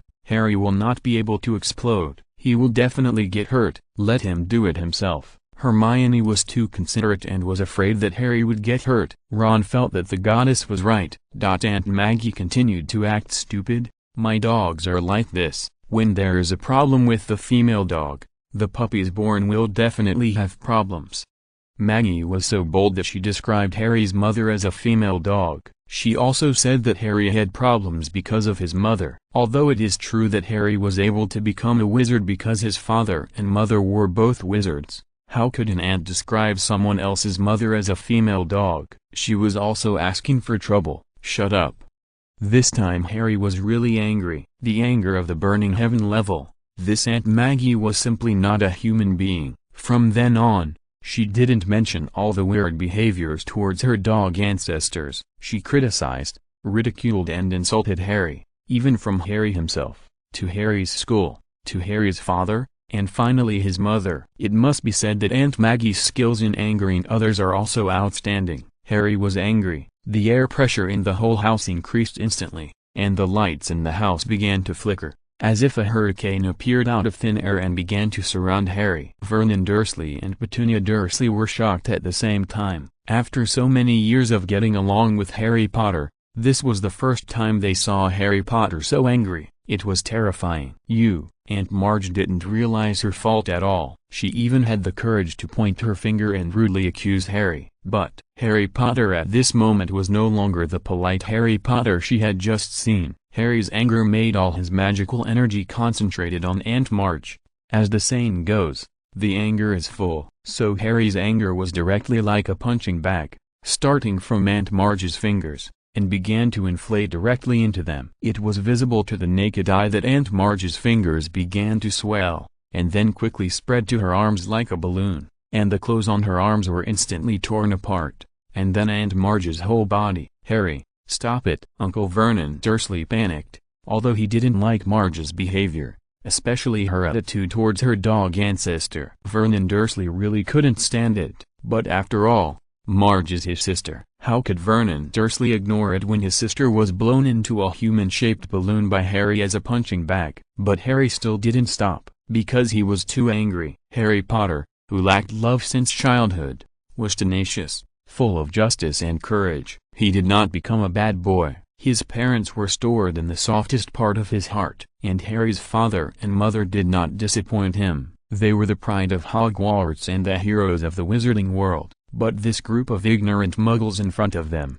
fat and big-eared, enjoyed a peaceful and prosperous life, but they wantonly criticized those warriors who lost their lives behind the scenes to protect the world. This is intolerable. Petunia Dursley also stood up in a panic. As an ordinary woman, facing this kind of emergency, her mind was blank. A person was blown into a balloon in front of her. This kind of thing was simply unheard of. The funniest thing was when Vernon Dursley went to save his sister, Marge's loyal dog ancestor, who ate the same food as humans and drank brandy, directly regarded Vernon Dursley as an enemy. He bit Vernon Dursley's leg without hesitation. Of course, it was also possible that the dog was drunk and could no longer distinguish between enemies and friends. Vernon Dursley screamed in pain. This damn dog. Because of Harry's rage, this place was unusually lively, and the panicked people and arrogant dogs formed a very dramatic scene. But she, was no match for the eldest young Master Dudley Dursley, who had been watching TV attentively from the beginning. At this moment, even if the sky collapsed, even if the sea dried up and the rocks crumbled, even if the world ended, even if it fell apart, he would still remain calm and focused on watching TV. Even Ron, who was watching the show on the stairwell, couldn't help but admire him. "This fat young man can be said to be a loyal fan of yours, Hermione. His aunt has turned into a balloon, but he is still watching your advertisement." Ron was very happy. He thought Harry did a great job. It would be even better if his annoying uncle's family were all turned into balloons. It was so satisfying. Shut up. Dudley Dursley in the original series was this kind of person. Even if there was no advertisement for the beautiful Hermione, he would still stare at the TV. Hermione was dissatisfied with Ron's complaints. Whoosh! Dudley's aunt turned into a balloon, and the buttons on her collar burst out directly, like a bullet, just hitting the head of Dudley Dursley, who had returned to his original state of concentration. Dudley Dursley finally reacted. He was no longer a master wandering in the sky. A button knocked him down. Aunt Marge felt very bad because her swollen body began to floating. This time it was really floating. Out of the instinct to survive, she immediately grabbed the dining table. But her balloon-like body had such amazing buoyancy that the dining table couldn't hold her back. In the end, everything on the dining table tilted and fell to the ground, leaving a mess. Maggie Vernon Dursley chased after her in fear. "Hold me, Vernon, don't let go." Aunt Marge's balloon body began to float out of the house. The night was beautiful tonight, perfect for enjoying the flowers, the moon, and the autumn fragrance. Aunt Marge held on to her brother Vernon Dursley tightly. This was her only hope. Fortunately, her brother was as fat as she was. However, Harry's anger was released by magic. Therefore, the balloon Aunt Marge's ability to lift off was greater than that of an ordinary balloon. Even Vernon Dursley's tonnage couldn't hold him down, and he was carried up by Aunt Marge. At the same time, the dog that had drunk brandy and was biting Vernon Dursley's leg tightly also flew up. "I caught it, Marge, don't worry. I can't hold on any longer." Vernon Dursley was about to say "I will save you," but he found that he couldn't hold on at all, because he was not a human-shaped balloon, and the pulling force when he was lifted into the air made his body unable to bear it. Not to mention, there was a dog biting him on his leg. "I'm sorry." With a plop, Vernon Dursley fell heavily to the ground. He watched sadly as his sister Marge turned into a human-shaped balloon and began to float farther and farther away. "Marge, Marge, come back!" Petunia Dursley also rushed out in a panic, and in the beautiful night, watched Marge float away. Only their baby son, Dudley Dursley, who was loved by his Aunt Marge the most, had the best taste. He just got up from where he fell, and then picked up a piece of cake from the ground, and then came to the TV again, staring at it, watching it with relish. Please support the new book. Thank you everyone. Chapter 189. The mortal world is your companion. You are the wind and I am the sand. Harry's aunt just drifted away, leaving a mess behind. Dudley Dursley, who was focused on his work and never affected by the outside world, continued to watch the TV beauty commercials. Hermione and Ron were enjoying the melon. Vernon Dursley fell hard, and Petunia Dursley was at a loss as she had never seen the world. But Harry Potter was still upset. Harry rushed upstairs and started to pack up. Soon, Harry ran downstairs with a thump. It can be seen that Harry is very experienced in packing up and leaving. Ron and Hermione did not say anything. Vernon Dursley kicked the dog that drank brandy away and ran over to stop Harry, saying, "What are you doing?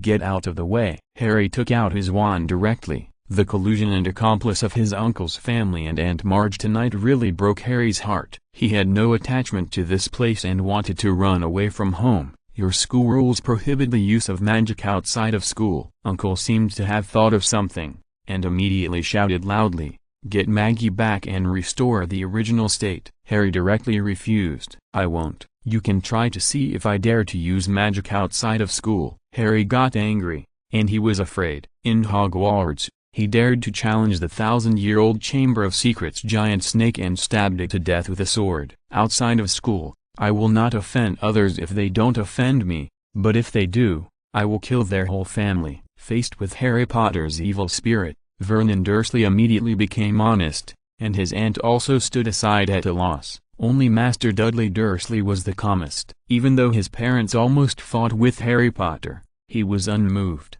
How could those external factors affect his relish in watching TV?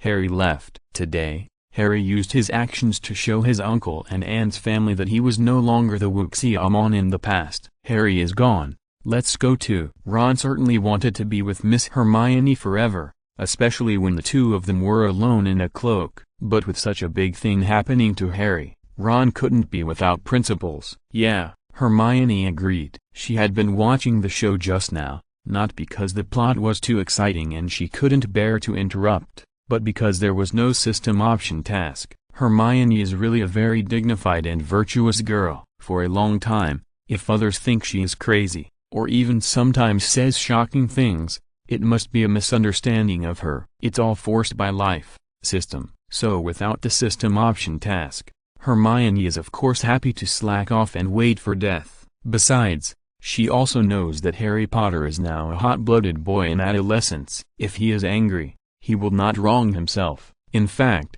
this ending is also very good. But at this time, the system option suddenly popped up, and Hermione had no way to stay out of it. Option 1. Kiss the fanatical fan Dudley Dursley in front of Ron's dog licking. Completing the task will reward you with one matcha-flavored ice cream. Option 2. Use magic to turn Harry's uncle and aunt into hot air balloons and float to the far side of the town. Completing the task will reward you with one electric pump. Option 3. Take the dog's way and leave the dog with nowhere to go. Kick Harry's aunt's dog away with 1 foot. Completing the task will reward you with +1 basic attribute. Hermione was speechless. This system option should either be closed for rectification or come up with such a powerful move. Option 1. Let's not talk about how Ron feels and whether he can accept it. In fact, the heart of a dog licker is very fragile. Hermione herself can't accept it. If it was a beautiful woman who was more beautiful than her and had a hotter body, Miss Hermione could still consider it. As for that little fat boy with a problem in IQ, forget it. Hermione is not discriminating against fat people. She just simply doesn't like to get close to boys. Even if Dudley Dursley was replaced by the rich second-generation handsome guy Malfoy, Miss Hermione would not consider it. There would be no hesitation, because thinking about one more picture makes me feel sick. Option 2 is a bit interesting. How lonely it must be for Harry's aunt to float in the air alone. If 2 more balloons of the same shape fly up to accompany Harry's Aunt Marge, you are the wind and I am the sand, lingering around the world. Isn't it beautiful? The 3 of them can even play cards and landlords in the air. Of course, it's very exciting to think about it, but Hermione still doesn't want to cause too much trouble. Harry can be excusable for turning her aunt into a hot air balloon, but Hermione doesn't, and it's a thankless job to perform such a conspicuous magic outside the school for no reason. Let's go for option 3. Although the behavior is a bit dog-like, Marge's dog is not a good dog, and Hermione doesn't feel bad if she kicks it. In just a few seconds, Hermione has analyzed and made the best choice in her mind. And Ron, who is close at hand, doesn't know all this. Ron is greedy for the feeling of staying with Hermione, but he is also worried about Harry running away alone. As Harry's only boyfriend, Ron is still very competent, especially in the original movie. Whether it is fear or foul, whether it is danger or making enemies, Ron stays by Harry's side and never leaves. At this moment, Hermione and Ron, both of them in the invisibility cloak, walked quickly through a messy house. When they went out to the yard, Maggie's dog seemed to smell something. That's right, Harry's invisibility cloak has a single function, which can only make him invisible, but it can't hide smells and sounds, which Hermione's invisibility cloak can do. There is a road to heaven but you don't take it, and there is no door to hell but you break in. Miss Hermione didn't expect that this vicious dog would take the initiative to rush over and bite Hermione and Ron. Ron was startled. He didn't have the slightest defense against the dog that drank brandy. Fortunately, Miss Hermione was strong and brave, and she raised her slender, straight and round legs and kicked. The vicious dog screamed a few times, and was kicked out by Hermione. Vernon Dursley and Petunia Dursley noticed this magical scene and looked over at the same time, but they didn't understand what was going on. It was outrageous. The vicious dog just flew backwards by itself, and even performed a set of difficult body rotations in the air. Dudley Dursley continued to practice and watch TV. No one disturbed him, and he wouldn't disturb anyone. Awesome. Ron gave Hermione a thumbs up. Although Ron had seen Hermione kick the 3-headed dog guarding the door in the buttocks when he was in the first year of Hogwarts, and shouted loudly, "Why are you sleeping?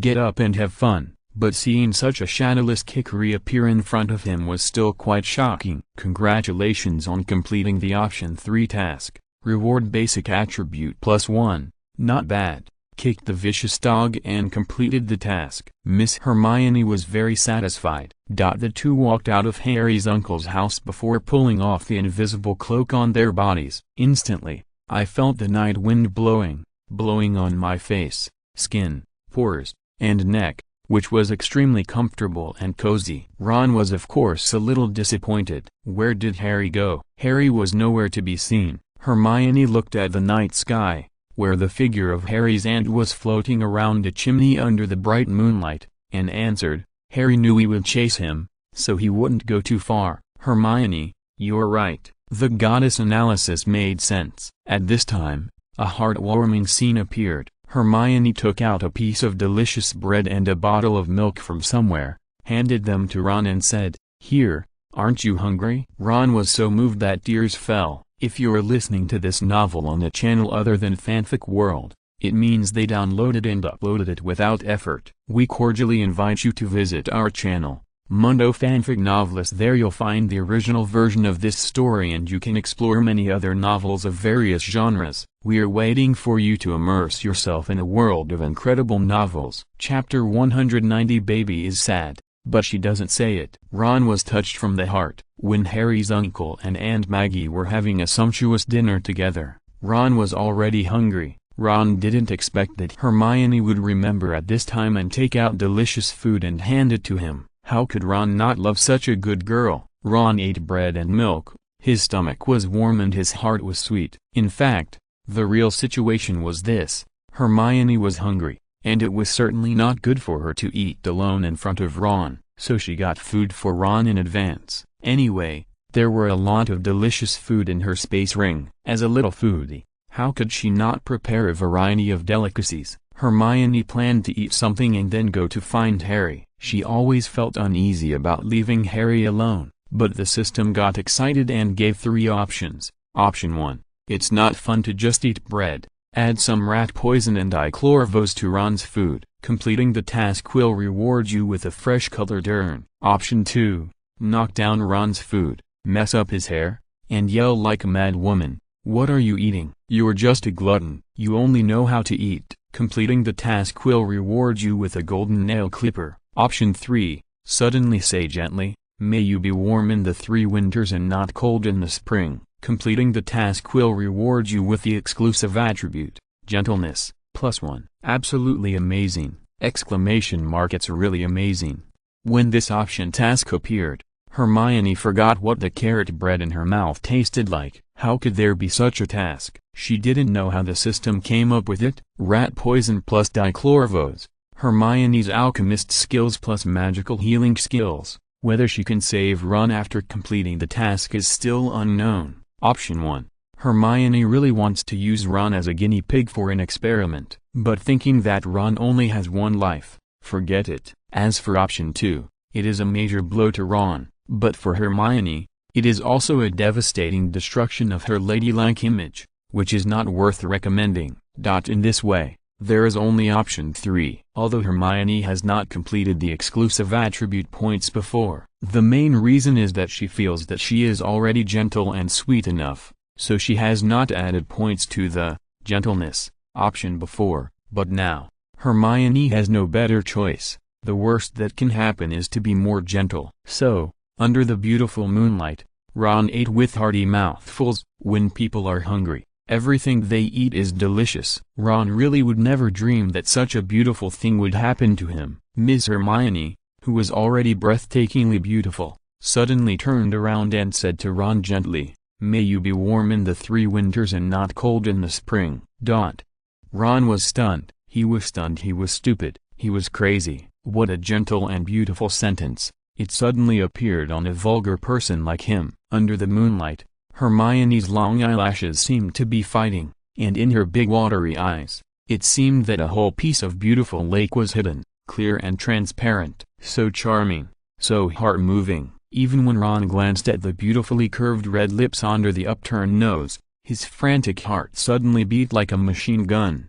Thump, thump, thump, thump, thump. Congratulations on completing the option 3 task. Reward exclusive attribute, gentleness, +1. Task completed.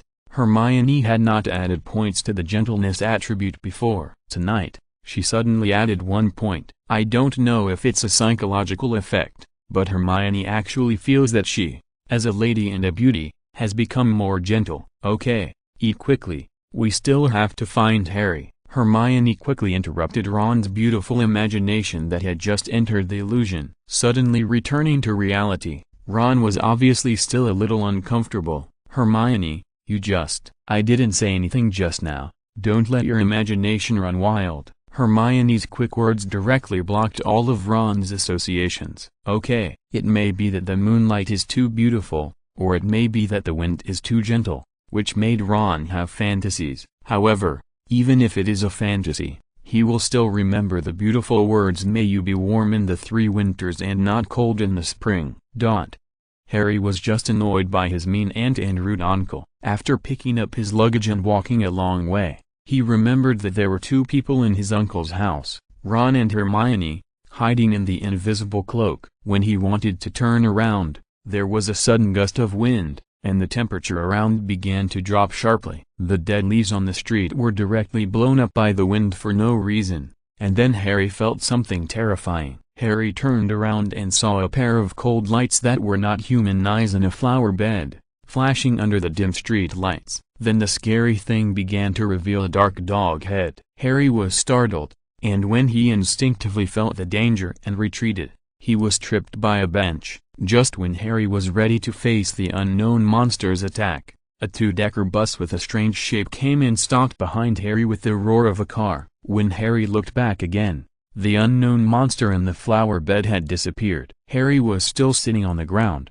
and his heart could not calm down for a long time. This feeling was very strange, and Harry had never had it before. "Why are you sitting on the ground?" A thin man got off the strange-shaped bus that had just stopped behind Harry. His name was Stan Shunpike, and he was the conductor of this special bus. He looked young, about 18 years old. He was wearing a purple uniform, had a pair of big fan-like ears, and a few small pimples on his face. His appearance was the same as this strange bus, very special. It was impressive. "I fell down," Harry explained, because he felt that the first sentence the conductor of this strange bus said was not very polite. Sure enough, strange things and strange people have different brain circuits from ordinary people. The conductor Stan Shunpike said, "Why did you fall down?" "It's really interesting." Harry had opened his eyes today. He replied depressedly, "Do you think I want to fall?" The conductor was really interesting. He smiled and said,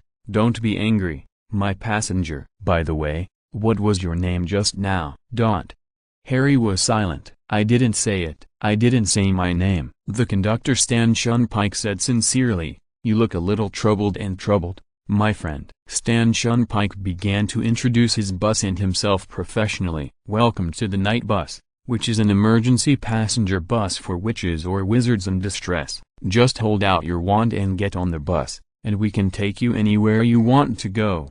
"Yes, that's right, anywhere." "My name is Stan Shunpike, I'm your conductor tonight, and I'm happy to serve you." He asked Harry to get on the bus, and at the same time took the initiative to run to Harry's suitcase, full of service spirit, and said, "I'll help you with your luggage." It sounds like this night bus is not bad. It just so happened that Harry had nowhere to go, and he needed this bus specially for wizards. But Harry turned around and said, "Wait a minute, I have two more friends." The baby is sad.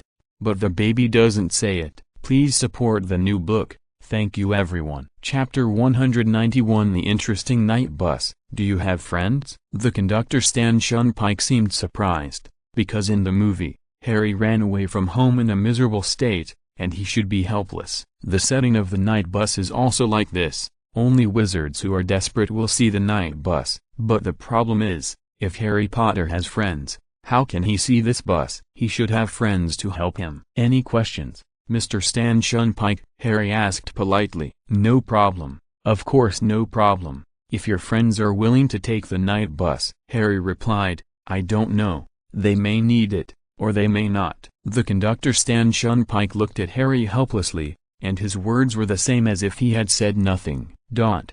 Hermione and Ron did come quickly, and they did not use the invisibility cloak again, so it was easy to see their figures under the street lights, especially Hermione. If the passers-by glanced at her hurriedly, they would definitely ignore her, because she is too low-key and hidden. However, she is such a contradictory beauty. If you pay more attention to her and stay on her beautiful face for a few seconds, you will be shocked to find that there can be such a beautiful and perfect girl in the world. The ticket seller Stan Shunpike is a well-traveled and knowledgeable person, but this is the first time he has seen such a beautiful girl in his life. Whether it is her figure, face, skin and hair, even her taste in clothes, and her unforgettable temperament, they are all so perfect. Yes, perfect. Hermione, Ron, you are here. Harry immediately said, "I'm sorry that I made you worry because of me." Hermione's system was not willing to be lonely, and a dialog box popped up.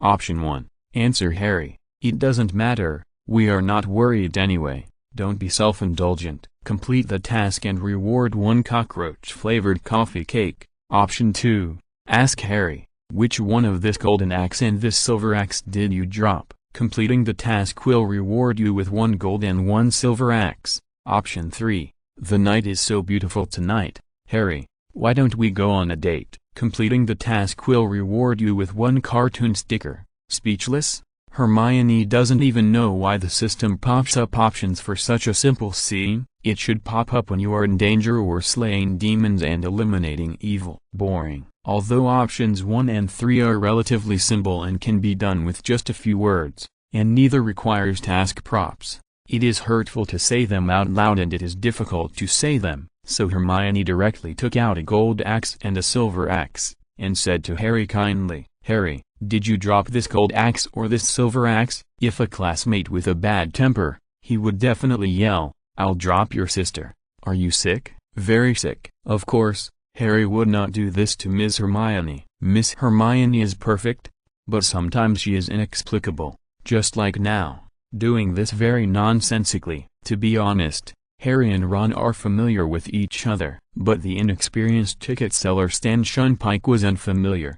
He just thought he had seen the most beautiful little angel in the wizarding world, but it turned out that he was just a funny guy. However, even a funny guy is still cute. "I think I didn't drop the gold axe or the silver axe, I dropped you." When Harry faced Ms. Hermione, he was very gentle and he would actively cooperate with Hermione's performance.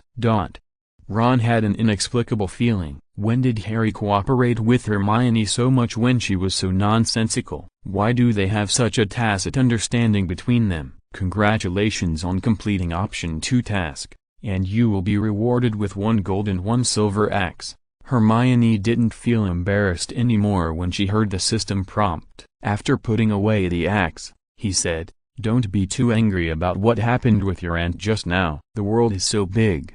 There will always be some mean and hateful people." Speaking of this, Ron would cooperate, and he also said, "Harry, Hermione is right, your aunt is not worth your anger, but you did a great job turning her into a hot air balloon." Ron also gave Harry a thumbs up. Harry rarely smiled. After being at his uncle's house just now, poor Harry even forgot that he could smile, because living in such an environment, people will forget how to smile. "Although I don't know what you are talking about, it's not bad to have these friends," the conductor Stan Shunpike asked. "So, passenger, do you still need to take the night bus? By the way, what did you say your name was just now?" Harry was speechless. "I didn't say my name." He thought for a moment and said, "School is about to start. I think I know where I should go. I need to take the night bus." Harry knew that he was very famous, especially his name, Harry Potter, because most wizards dare not mention the name of Voldemort,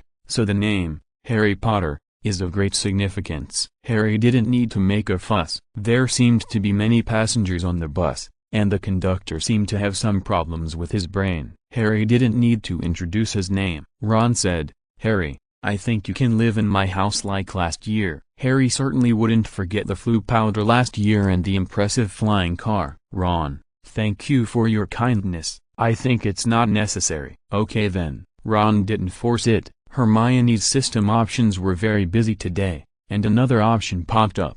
Option 1. Use a large needle to puncture the tires of this night bus and be a bad boy. Complete the task to reward 1 bad boy medal. Option 2. Use magic to turn the night bus into a locomotive. That should be cool. Option 3.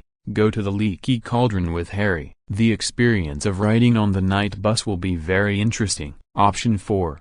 Go to the leaky cauldron with Harry. The experience of riding on the night bus will be very interesting. Option 5. Go to the leaky cauldron with Harry. The experience of riding on the night bus will be very interesting. Option 6. Go to the leaky cauldron with Harry. The experience of riding on the night bus will be very interesting. Option 7. Go to the leaky cauldron with Harry. The experience of riding on the night bus will be very interesting. The experience of riding on the leaky cauldron with Harry will be very interesting. Option 8. Go to the leaky cauldron with Harry. The experience of riding on the night bus will be very interesting. The experience of riding on the leaky cauldron with Harry will be very interesting. Option 1. Go to the leaky cauldron with Harry. The experience of riding on the night bus will be very interesting. Option 2. Go to the leaky cauldron with Harry. The experience of riding on the night bus will be very interesting. Option 3. Go to the leaky cauldron with Harry. The experience of riding on the night bus will be very interesting. Option 4. Go to the leaky cauldron with Harry. The experience of riding on the night bus will be very interesting. Option 5. 6. Go to the leaky cauldron with Harry. The experience of riding on the night bus will be very interesting. Option 7. Go to the leaky cauldron with Harry. The experience of riding on the night bus will be very interesting. Option 8. Go to the leaky. The ticket seller, Stan Shunpike, was very professional and quick. He quickly issued 2 tickets and asked Ron, "My friend, what about you? If you don't take the night bus, we have to start our journey." Ron smiled bitterly and nodded. "I'll go too." How could he not go where Harry and Ms. Hermione were? There was a small detail. Hermione took out the money and said, "I'll pay for his ticket." Hermione knew that Ron was poor, so she helped him pay for the fare. Chapter 192. Sirius Black looks a bit fierce. Generally, boys would feel embarrassed if girls rushed to pay the bill, especially when it comes to small expenses. But Ron was fine. He knew that Ms. Hermione was a household name in the Muggle world, a national goddess. The money she earned from any performance or advertisement was what ordinary wage earners could only earn after decades. Ron couldn't imagine how rich Hermione was. So, Hermione helped Ron solve some of his financial pressures with just a little effort, and Ron certainly wouldn't be too hard on money. After all, this is how the world is. Some wizards and muggles have been working hard for money all their lives, but they still live in poverty. For some people, making money is easier than eating and drinking. Life is really hard to figure out. The ticket seller Stan Shunpike didn't say much. Of course he didn't know that Ron was so poor that he didn't even have money to take the bus, because Ron had saved up all the money to buy Hermione small gifts. Ron was not as rich as Malfoy, and could not buy all kinds of valuables for his favorite goddess, but Ron would buy some interesting and meaningful small gifts for Hermione. Of course, Hermione was not the kind of person who would just accept without giving back. When others gave her gifts, she would also give them back with other gifts. After getting on the bus, there was a lot of space inside. First, you can see that there were many beds in the area on the lower floor, and there were homeless wizards sleeping on them. Maybe they were different from Harry Potter. At least Harry Potter had the leaky cauldron to go to. And they regarded the night bus as their home, lived in it directly, and traveled to any place in the world every day. This might be a journey without an end in life. Then in the center of the night bus, there was actually a ceiling with a large crystal chandelier hanging on it. As the night bus started, it began to shake. This gorgeous crystal chandelier looked out of place with the other decorations inside the bus. Then there were beds on the second floor. The leaky cauldron was not too far away, so Harry didn't need to sleep there. He could just stand. Hermione, Ron, if you are tired, go up and sleep. Although it was his first time to ride the night bus, after all, Hermione and Ron got on because of him, and Ron felt that he should care about them. Ron replied, "I don't need it." Hermione said, "I don't need it either." Then she took out a comfortable sofa chair out of thin air and sat down. "I have this chair. Look, tasteful beauties are so extraordinary." The interior of the night bus is very large, but there are not many passengers, and they are also destitute that they need to be rescued by the night bus. The wizards inside did not show their heads. Even if Harry, Ron and Hermione got on the bus noisily, none of the destitute wizards who were already lying down inside woke up to take a look. People who have become numb to life and have lost interest in everything, whether they are muggles or wizards, are so lifeless. Human nature is sometimes really terrible. Living without hope is even more terrible. The conductor paid attention to Miss Hermione again, and was very surprised. Just now, he did not know where Miss Hermione got such a large sofa chair from. It seems that this witch is not only young and beautiful, but also has great witchcraft. The leaky cauldron,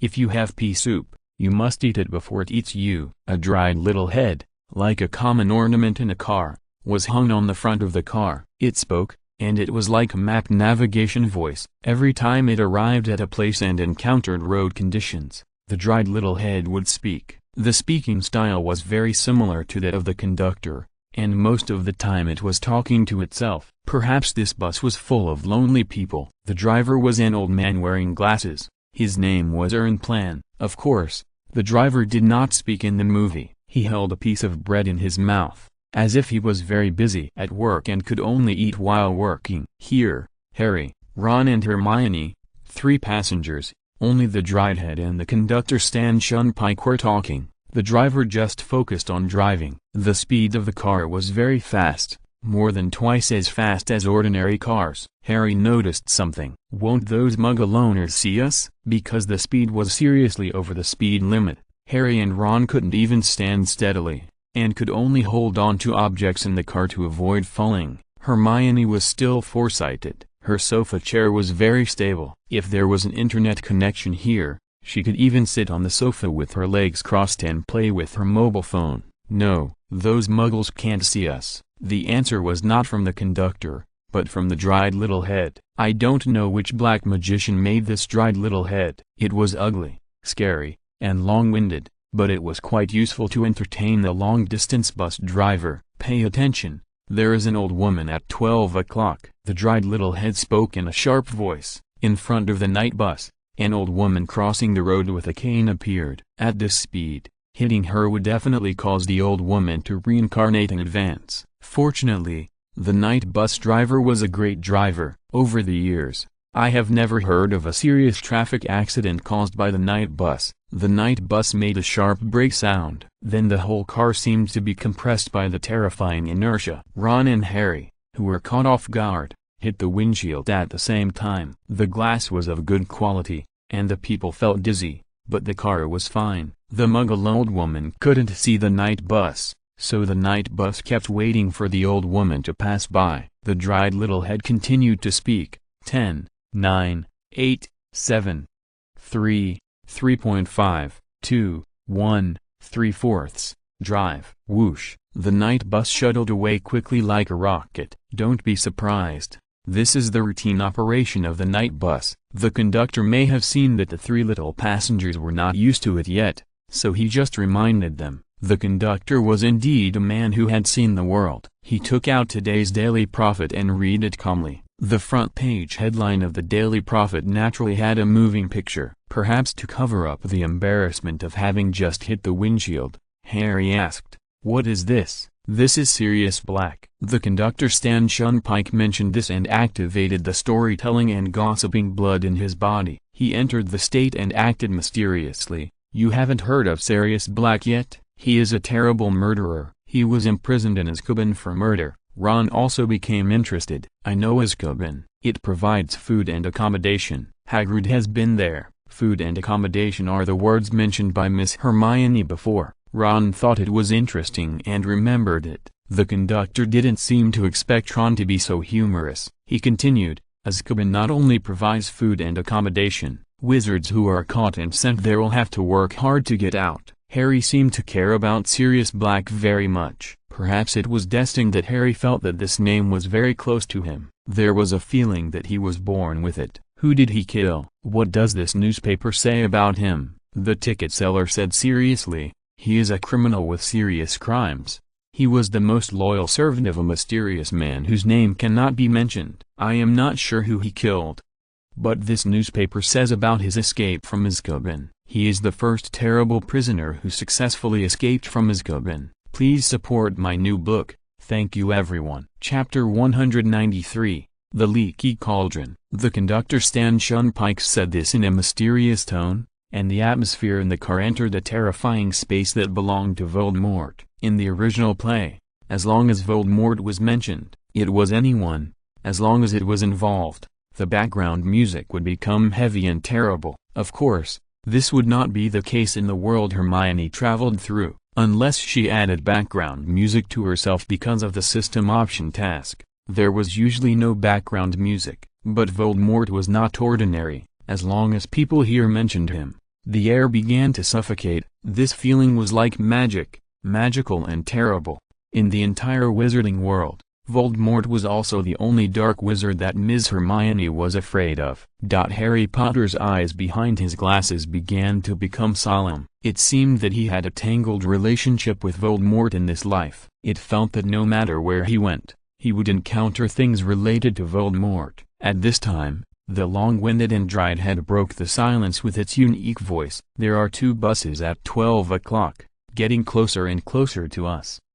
The driver, the old man Plan, was not in a hurry and immediately pulled the special device of the night bus. "This is a pretty awesome car, because the night bus is very fast, even if the muggle cars on the road can't see them. If they collide head-on, it is estimated that it will be a serious car accident. The wizard's bus is naturally special." At the critical moment, the driver pulled the special device and the whole car shrank rapidly, as if it was crushed. The long-winded wind-dried head continued to chatter, "Be careful with your heads, everyone. Why do you have to pull a long face? What an interesting magic. Hermione also felt something strange in her body. She suddenly had an idea that if this kind of magic was used, it might be a good business opportunity. But then she thought, she made so much money as a star in the Muggle world. Why should she bother to start a company? Strictly speaking, she is a person who is particularly easy to be content and doesn't need to be frugal. The money she earns here is enough to spend,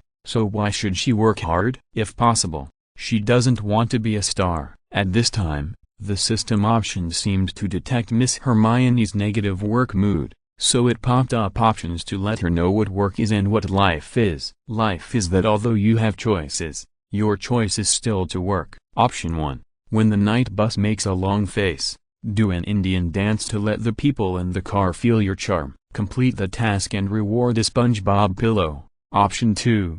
I have a comprehensive social ability and must show my unique social ability. Complete the task and reward basic attribute +1. Option 3. Remain silent. Low-key luxury and connotation. Complete the task and reward a cup of ice cola. Hermione saw these three sudden options and couldn't help but breathe a sigh of relief. Fortunately, there is option 3. In fact, there is not much difference between option 1 and option 2 in essence. They are both comprehensive. If you do option 1, option 2 can also be completed, even if the reward is +1 basic attribute. Hermione doesn't want to do it. So, she was quiet and didn't say anything, until the system prompts, "Congratulations on completing option 3, reward, 1 cup of iced cola." Hermione didn't take it out in time. She planned to drink it after arriving at the Leaky Cauldron. The Leaky Cauldron is very famous in the wizarding world because of its good location near Diagon Alley. Diagon Alley is a bustling street in the wizarding world,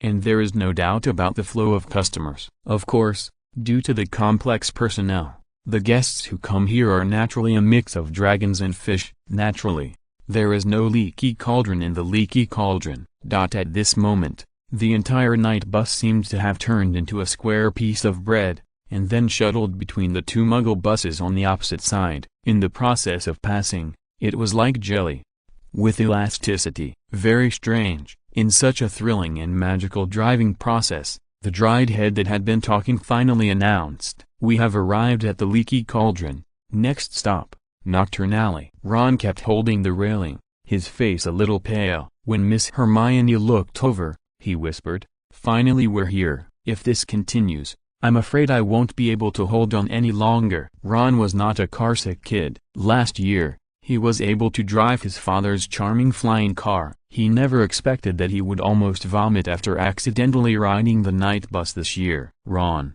are you okay?" Harry asked with concern. Harry was obviously more tolerant than Ron, although he was also tossed along the way. Only Hermione was the best, although she had already put away her comfortable sofa chair. After all, sitting on that chair always felt too high profile.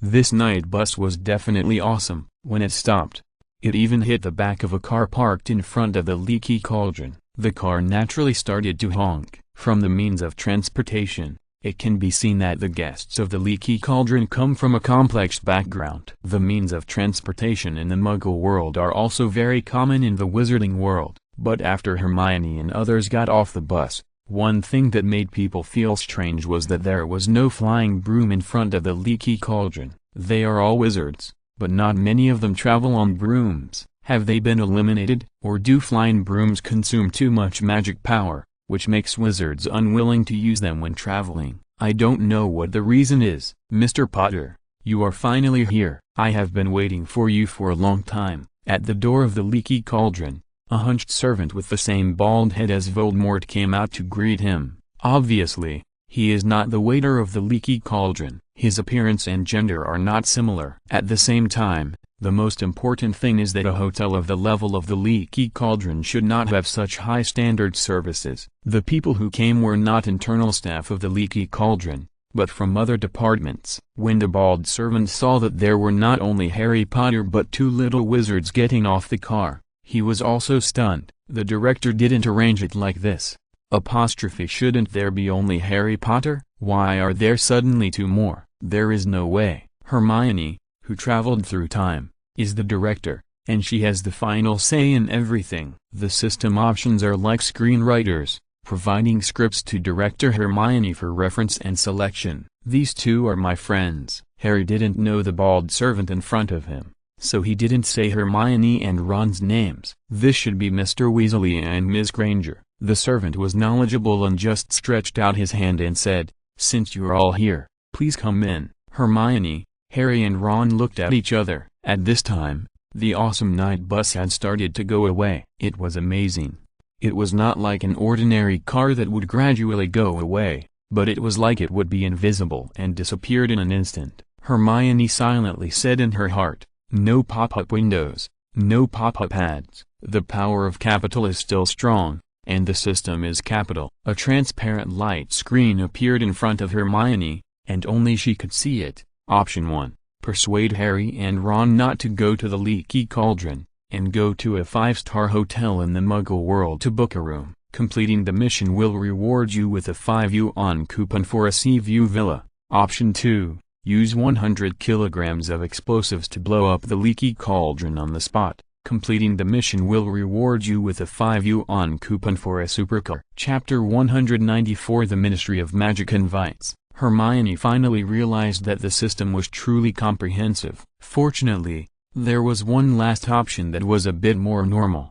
5 yuan coupons, 5 yuan vouchers. Hermione didn't need them. Okay, it's not like she didn't have the ability, whether it was a luxury villa or a supercar. I could pay for it in full. Option 3, I'm a lady. Quiet and elegant is the way to go. Complete the task and get a freshly baked fried chicken family bucket as a reward. Option 3 is still reliable. Just now there was ice cola, and now there is a fried chicken family bucket, which is a delicious meal for Hermione. Next, Miss Hermione doesn't need to pretend or act nonsense. She just needs to be elegant, ladylike, high-end and elegant, but also a little girl.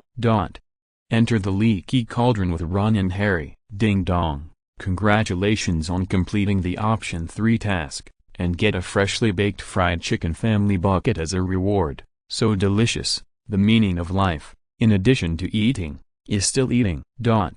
Everything seems to be arranged. As soon as Harry came in, a staff member of the Leaky Cauldron said, "Room 11. Harry also felt that his movements and the rest of his life were arranged well. The staff of the Leaky Cauldron did not seem to expect that there were two people beside Harry, Ron and Hermione. The bar looked old and dim, and most of the guests who came here were lifeless and lacked vitality and vigor. The only magical thing was that many things here were related to magic. For example, the spoon for stirring coffee was automatically stirred. I don't know what people who come to the bar to drink coffee think. And after cleaning up the table where the guests sat, the chairs were automatically moved by magic. In fact, these simple operations can also be done manually. Of course, using magic looks more impressive. We want 2 of the best rooms. Hermione is not short of money. Although she doesn't like to be high profile, she doesn't want to wrong herself in terms of enjoying life. Ron and Hermione were not arranged, so they need to pay for their own rooms. Okay, ma'am. The staff of the Leaky Cauldron could see that Hermione was the one in charge of the financial power, and Ron didn't have a face. But Ron has gotten used to it. In the original series, he would quarrel with Hermione. After all, Hermione in the original series was better at studying than him at most. Her family background and other aspects did not seem to be much better than Ron. Here, the Loki Hermione was too good, not in one aspect, but in all aspects. So, Ron was still a pretty good dog. Although Miss Hermione did not give him a chance to get close to her, in terms of the details of life, Hermione took care of Ron more. Room 13 and 15. It was good to have accommodation in the Leaky Cauldron. It was unlikely to get a 5-star presidential suite. "Madam, sir, this way." The service at the Leaky Cauldron could not be said to be first class, but there was no sullenness. It was a normal level of service. On the second floor, Harry was taken to room 11 by the bald servant. "Mr. Potter, I'm afraid you have to separate from your friends for a while," the bald servant said solemnly, "because the Minister of Magic wants to see you." It turned out that the bald hunchback was the servant of the Minister of Magic. Last year, when Hagrid was arrested in Azkaban for the Chamber of Secrets case, Harry, Hermione and Ron hid in the invisibility cloak and met the Minister of Magic. At that time, there were also Headmaster Dumbledore and Lucius. The performance of these three veteran actors was very enjoyable for Harry and the other two audiences. Of course, the one who was really enjoyable was Ms. Hermione. Harry was still very worried about Hagrid and Headmaster Dumbledore at that time. In the original play, Harry, Ron and Hermione also met at the Leaky Cauldron. Obviously, they were well prepared and arranged by the director, but the arrangement of Director Hermione was not sufficient. In addition to living facilities, there was nothing related to Hogwarts School in Ron and Hermione's room. On the contrary, on Harry's side, when he came to room 11, he could see his familiar pet owl at a glance. The bald servant said, "Mr. Potter, your owl is really smart. It flew here 5 minutes earlier than you, Hedwig." Harry called his owl, but in Harry's heart, he knew that all this was the power of the Ministry of Magic. From the night bus to here, the Ministry of Magic had planned everything. They even knew that Harry had nowhere to go and would definitely choose the Leaky Cauldron. Unfortunately, they didn't guess Miss Hermione. If Miss Hermione had an idea, she could go to the Muggle world and stay in a 5-star hotel, or even take a helicopter that night and fly directly to the Sunshine Beach yacht. Having money is amazing.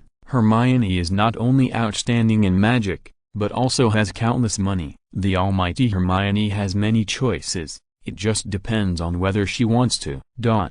Miss Hermione not only makes money easily, she changed her clothes in the room and picked up money as soon as she went out. Alas, picking up money all of the time is also a kind of trouble.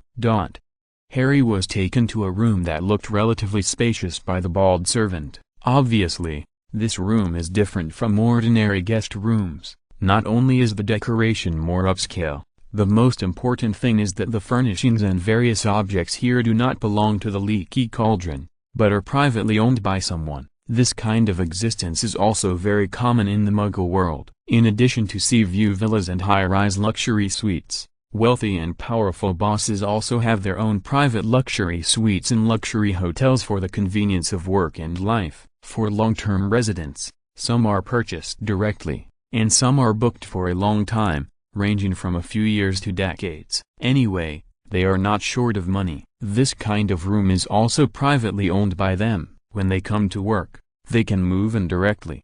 When they leave, there are also special employees who clean it carefully. And this place is privately owned by senior guests and is not open to the public. Minister of Magic Cornelius Fudge. He obviously has this ability. Harry certainly won't be scared by the style here. The office of Hogwarts Principal Dumbledore is much more magnificent than this. However, even so, Harry will still be nervous when he comes here, because he probably guessed why the Ministry of Magic found him. But Harry didn't expect that he just turned his aunt into a hot air balloon. How could he alarm the Minister of Magic Cornelius Fudge? Cornelius Fudge doesn't look serious. "Mr. Potter." Cornelius Fudge spoke directly when he saw Harry. "As Minister of Magic, I have a duty to tell you that earlier this evening, your uncle's sister was seen circling a chimney in the south of Sheffield. I don't know why." In the original series, Harry would tremble with nervousness when hearing such a blunt accusation. After all, the person in front of him was the highest-ranking official in the Ministry of Magic. But here,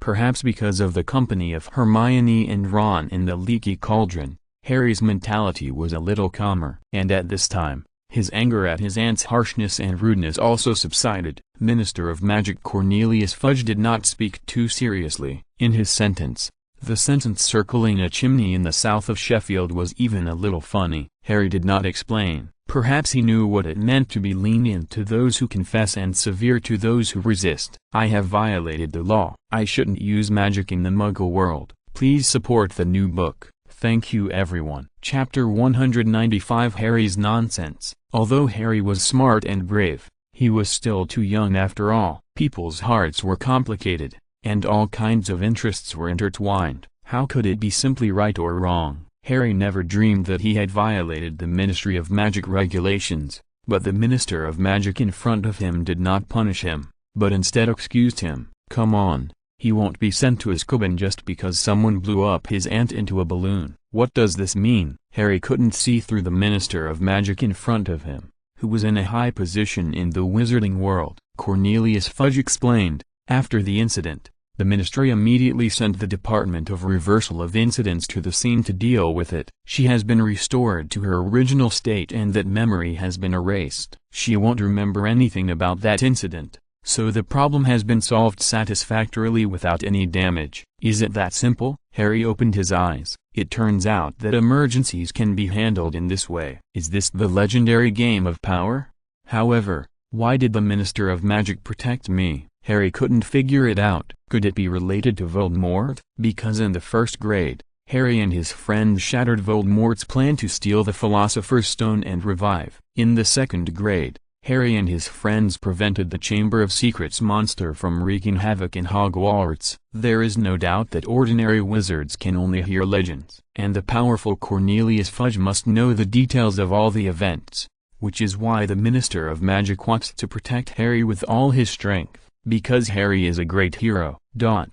So, can I leave now? Harry hasn't figured it out yet, but he knows one thing. It is not a good thing to be involved with such a big shot. You may be sold out accidentally and have to count money for others. This is the philosophy of life that Miss Hermione taught Harry. If you encounter something, hide as much as possible, and try to have nothing to do with yourself as much as possible. Only in this way can you be the safest. Cornelius Fudge didn't seem to expect Harry to be in a hurry to leave. The hunchbacked bald servant who brought Harry here at the beginning made a drink for Harry and asked, "Do you want pea soup?" Harry shook his head quickly. "No, thank you." The Minister of Magic began to speak in a serious tone. "Mr. Potter, I asked the servant to bring you here, not just because of your aunt's matter. Do you still want to borrow money from me?"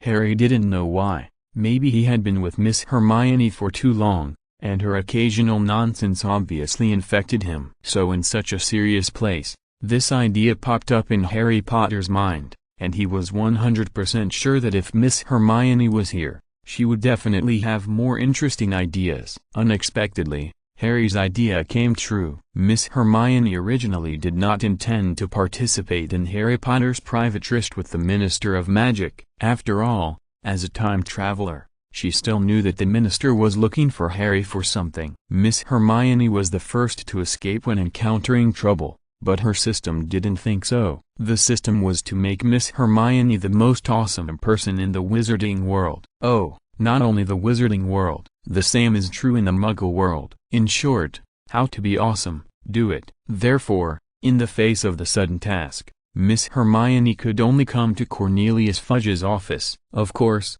it was not open and above board, but the invisibility cloak that Miss Hermione used more frequently, it can block sound, smell and sight. After coming here, the three people in the room certainly did not notice Hermione. You know, Miss Hermione, who has developed and become stronger in a balanced way, not only has powerful equipment, but also has great skills. Although the Tathagata palm that she has been practicing silently this summer vacation has not been used much. However, Miss Hermione never felt it was a pity. It is good to have more skills. Not being able to use them just shows that Miss Hermione's current life is very safe, which is a great thing. Moreover, Miss Hermione is still full of expectations for the upcoming third grade, because if nothing unexpected happens, there will be no Voldemort in Hogwarts this whole year. Even if it is other monster villains, Miss Hermione is not afraid, as long as there is no Voldemort. Option 1. Take off the invisibility cloak and tell the Minister of Magic, "As far as I know nothing. The greater the power, the greater the power." Is it true that listening to your words is like listening to a speech? Complete the task and get a hardcover edition of 300 Tang poems. Option 2.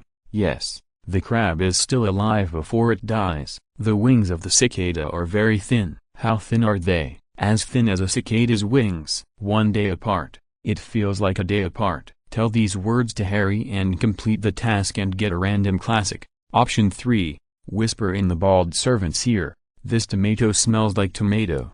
As the saying goes, every 60 seconds that passes is a minute. Complete the task and get a copy of Andersen's Fairy Tales. Option 4. Just squat like this until Harry finishes talking to Cornelius Fudge. Complete the task and get a beautiful matchbox. This is sick. What is this? Nonsense literature? It's worse than beating literature. How about some more dull literature? Hermione summarized the following 6 points through rigorous and solemn analysis. Too lazy to waste brain cells. Miss Hermione just squatted in place and watched Harry and Cornelius Fudge talk quietly. Cornelius Fudge just told Harry that he was called here not only because of Harry's aunt's matter, but also because of the heliocentric theory proposed by Nicola Copernicus more than 500 years ago. Just kidding. How could it be such a serious matter? It should be related to the Monkey King Sun Wukong's havoc in the Heavenly Palace, chopping all the way from the South Heaven Gate to the Lin Qingyun Palace, and fighting all the way from the Bikao Garden to the Sanwai Book House. Let's continue to joke. Miss Hermione is an honest girl, and her imagination is not that big. When she was a child, there were 2 trees in front of Hermione's home. One was a jujube tree, and the other was also a jujube tree. Miss Hermione, who was squatting in the invisible state in this house, although her body was not moving, her brain was all-encompassing. Even where the boundary of the universe was, her imagination was there. Harry's guess was correct. If Hermione were here, her nonsense would be very good. Mr. Potter, you ran away from home. Under the current circumstances, it is very irresponsible, said Cornelius Fudge, the Minister of Magic. Seriously, a murderer has escaped from prison. Harry immediately thought of something. On the night bus,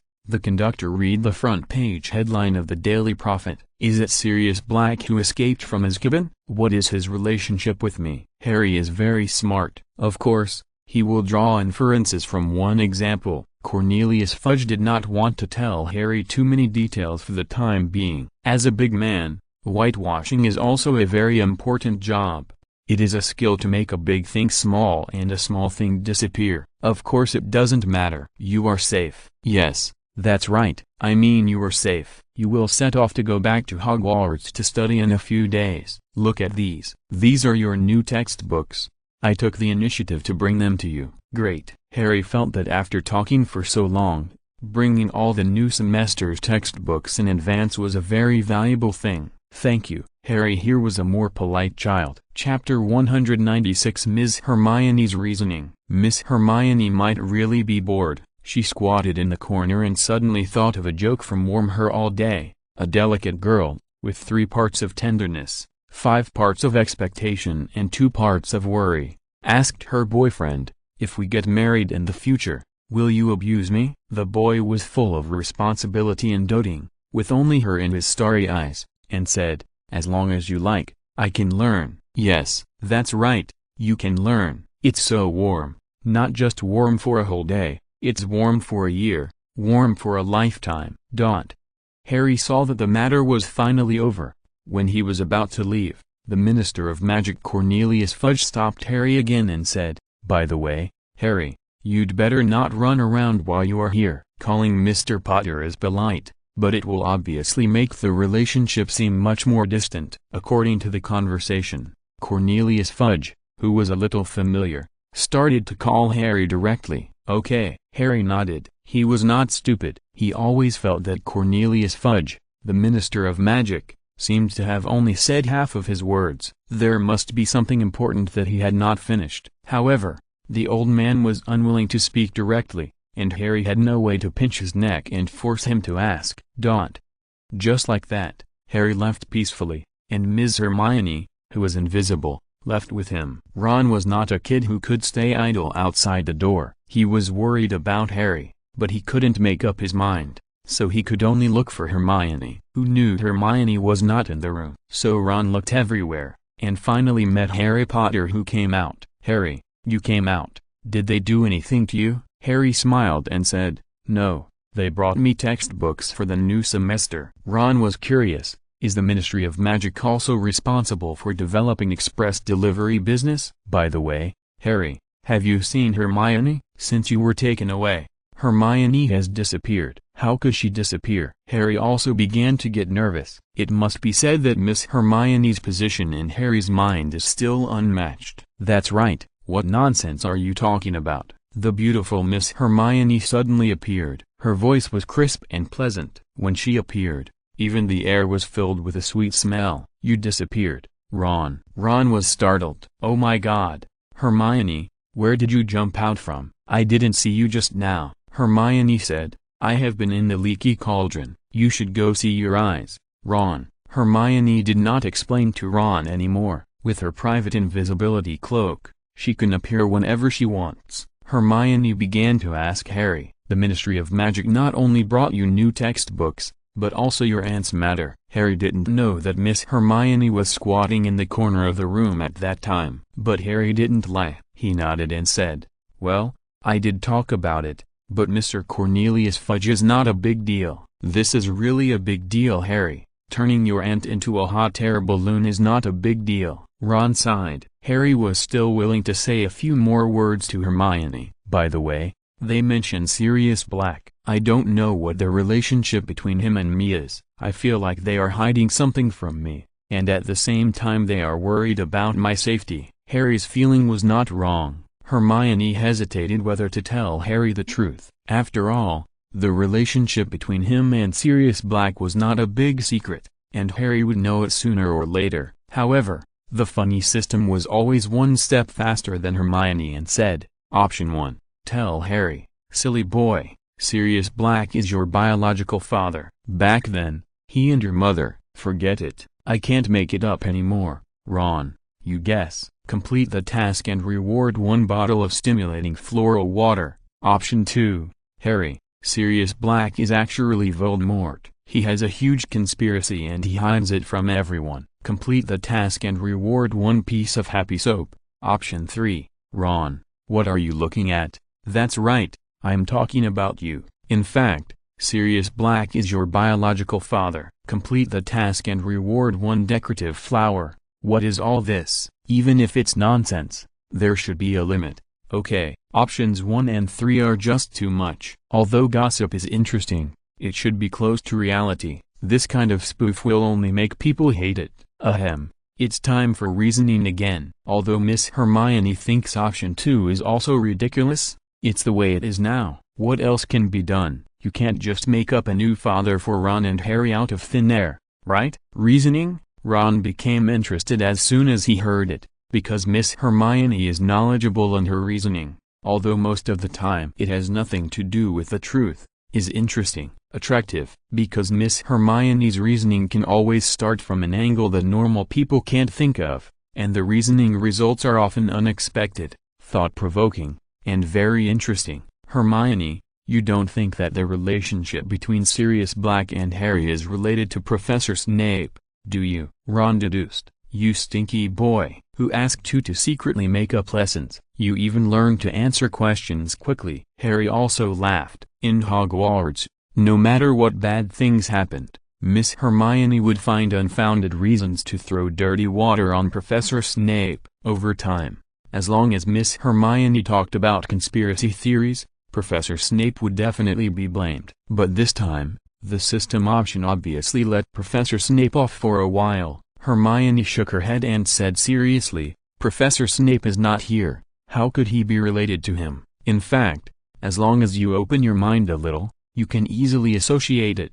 Ron then asked, "What do you think of?" Because Ron and Harry had never heard of Sirius Black before, so with their brains and knowledge, they really couldn't think of any connection between him and Harry. The imagination of biological father was a distorted human nature and moral degradation, and only the system and Hermione could imagine it. In fact, the answer is already obvious, Hermione said with an expression that she already knew the truth. "Remember what the ticket seller who was reading the newspaper said when we were on the night bus?" Harry and Ron both began to think. As soon as people start to think, the atmosphere immediately becomes solemn. Hermione continued, "Everyone thinks that Sirius Black is a loyal servant of the great devil Voldemort.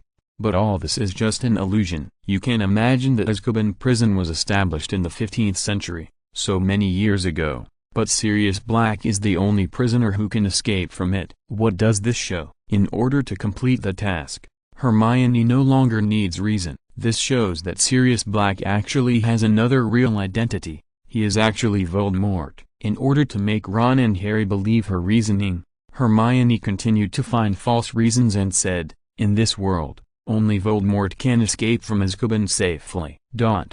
Ron and Harry were stunned at the same time. After 2 years of living with the beautiful Miss Hermione, they have come to understand that sometimes Miss Hermione's reasoning is just to adjust the atmosphere, and it is completely parallel to the truth. But they never dreamed that Sirius Black would be logically deduced by Hermione to be the mysterious man that ordinary wizards dare not mention, Voldemort. This reasoning is too good.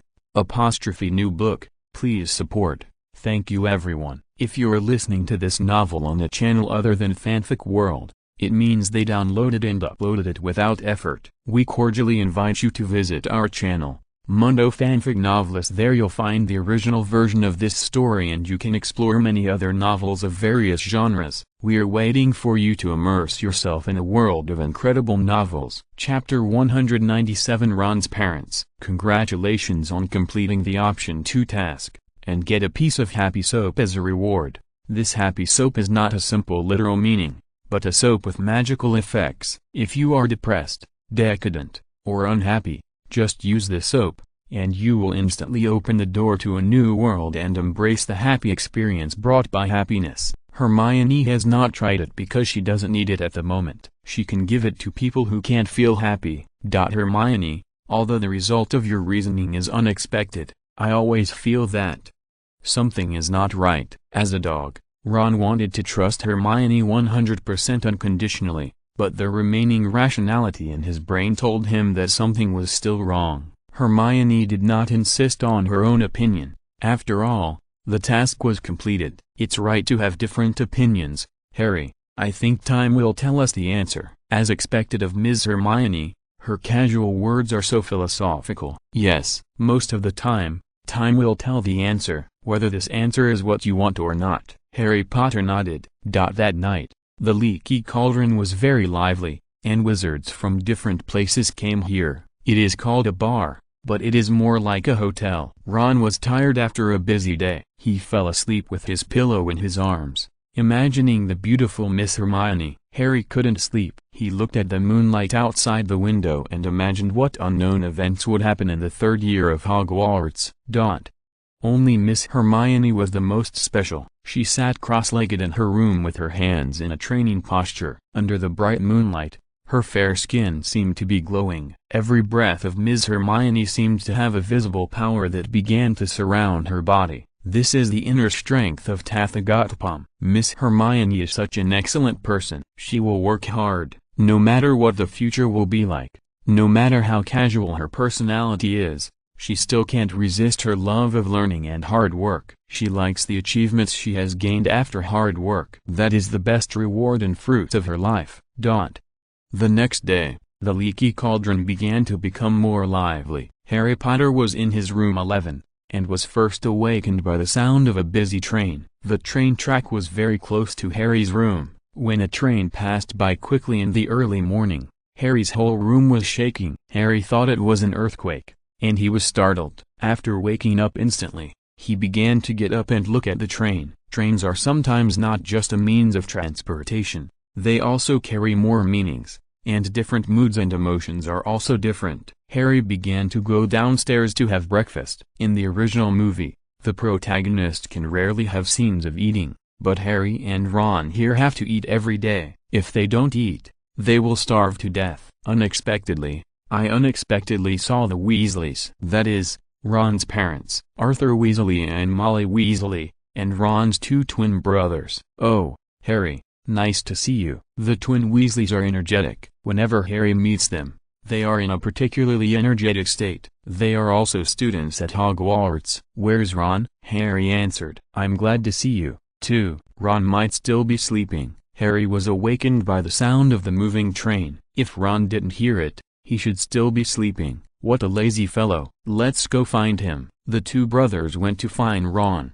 Harry smiled. Mr. Weasley, Mrs. Weasley, Arthur Weasley and Molly Weasley were both nice to Harry. At this time last year, Harry was still a guest at their home. Harry, I'm so glad to see you. School is about to start. Have you prepared your daily necessities, pets, and textbooks? Molly Weasley was like a nagging mother, caring about Harry Potter. The look in a person's eyes usually doesn't lie. The look in Molly Weasley's eyes at Harry at this moment was full of the care of an elder. Harry naturally treated him gently and said, "Well, I'm ready." "That's good. That's good. What do you want to eat in the morning?" Molly Weasley began to chat with Harry. After all, there was no need to quickly switch shots like in the movies. Some plots were still very common. At this time, Arthur Weasley came over. "Harry, there is something important I think I need to tell you." Arthur Weasley looked very serious, although he didn't look that serious. Like Professor Snape and Professor McGonagall at Hogwarts, they are the kind of people who make you feel pressure even if they just stand in front of you. Harry also saw that Arthur Weasley had something important to tell him, so he nodded seriously. Molly Weasley didn't interrupt him. She seemed to know what her husband was going to say. "They came here early today, not only because they had to send the children to school, but also because Ron was here. The main reason was that they heard that Sirius Black from Azkaban had escaped. This was a big deal, and the couple came here immediately to tell Harry the truth." Arthur Weasley put his arm around Harry's shoulder and took him to the corner of the Leaky Cauldron. On the wall of the Leaky Cauldron was a poster for the arrest of Sirius Black. "Harry, although the Ministry of Magic unanimously agrees that this matter should not be told to you, for your safety, as Ron's father, I have decided to tell you the truth in person." Harry also began to become serious. "Do you know Sirius Black, Harry?" Harry nodded, and he pointed to the poster on the wall. "He is a fugitive, and he is wanted everywhere now." "But what does he have to do with me?" Fortunately, Miss Hermione did not mention the option that Sirius Black was Harry's biological father yesterday, otherwise this guess would definitely be implanted in Harry's mind today. "It's a big deal," Arthur Weasley said very seriously. "Harry, you are in danger now, very dangerous. Sirius Black was the most loyal servant of the you-know-who. He killed people. This time he escaped from prison and came for you." Harry didn't like the name of the you-know-who. He said directly, "Could it be that he came to kill me for Voldemort?" Arthur Weasley immediately looked around vigilantly and warned Harry, "Don't call that name here directly. This is the Leaky Cauldron, where dragons and fish are mixed. If Harry is targeted by bad guys, it will be very troublesome." "Oh." Harry stopped calling Voldemort's name directly because he was an elder and came to tell him the truth. Arthur Weasley warned again, "Harry, if you meet Sirius Black in the future, you must run away as soon as possible. He is a very, very dangerous person." In fact, there is another terrible truth that Arthur Weasley did not tell Harry. That is, Harry's parents were killed by Sirius Black. The truth was too cruel, and even Arthur Weasley had no way of telling Harry directly. However, he had to come and warn Harry personally. Chapter 198 The Monster Book of Monsters. Although Arthur Weasley himself may not know, the truth he knows is sometimes not the most real truth. Just like Miss Hermione's reasoning, the reason why the Harry Potter series is classic is that it has many stories, and it is not as simple as it seems on the surface. The true identity of Sirius Black is currently known by only a very few people. Miss Hermione is obviously one of them.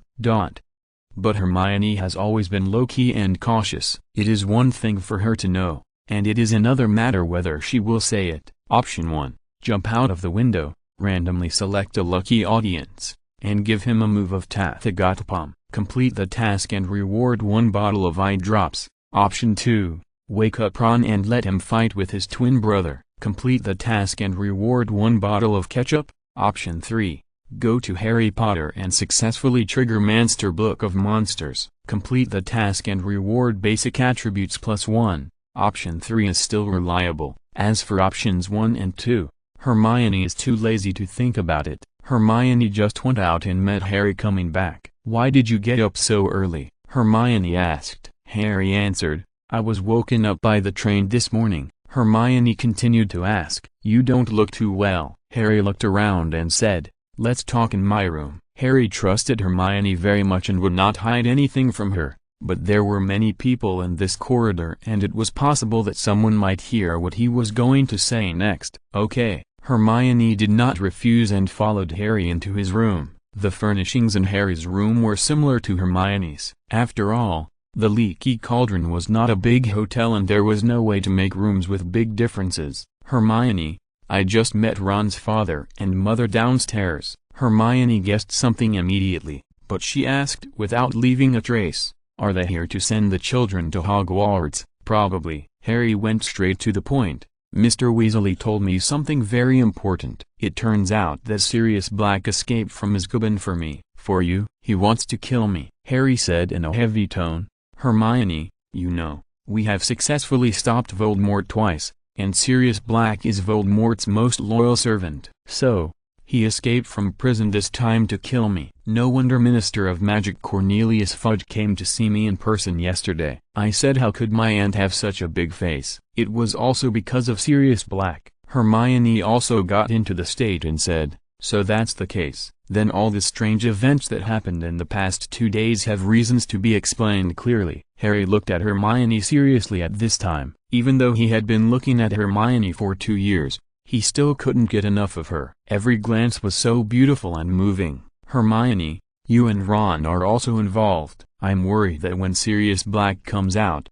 he will not only cause trouble for me, but you and Ron should also be careful. Harry, a straight man, is too blunt in his concern for others. Hermione smiled and said, I'm not afraid of him. In this wizarding world, I'm only afraid of Voldemort. I'm not afraid of anyone else. Hermione. Harry didn't know what to say, because what Hermione said was completely different from what she did. Maybe it's true as she said, she's not afraid of anything, but she's too lazy to cause any trouble. By the way, Hermione didn't come to Harry today to talk about Sirius Black. She came for the Monster Book of Monsters. She chose the task herself, so of course she had to complete it herself. Harry, actually I was curious yesterday, what are our books for the new semester like? Harry didn't understand. Wasn't Sirius Black scary enough? Why was Miss Hermione able to shift the topic to the new textbooks so naturally? But Miss Hermione's brain circuits have always been very novel.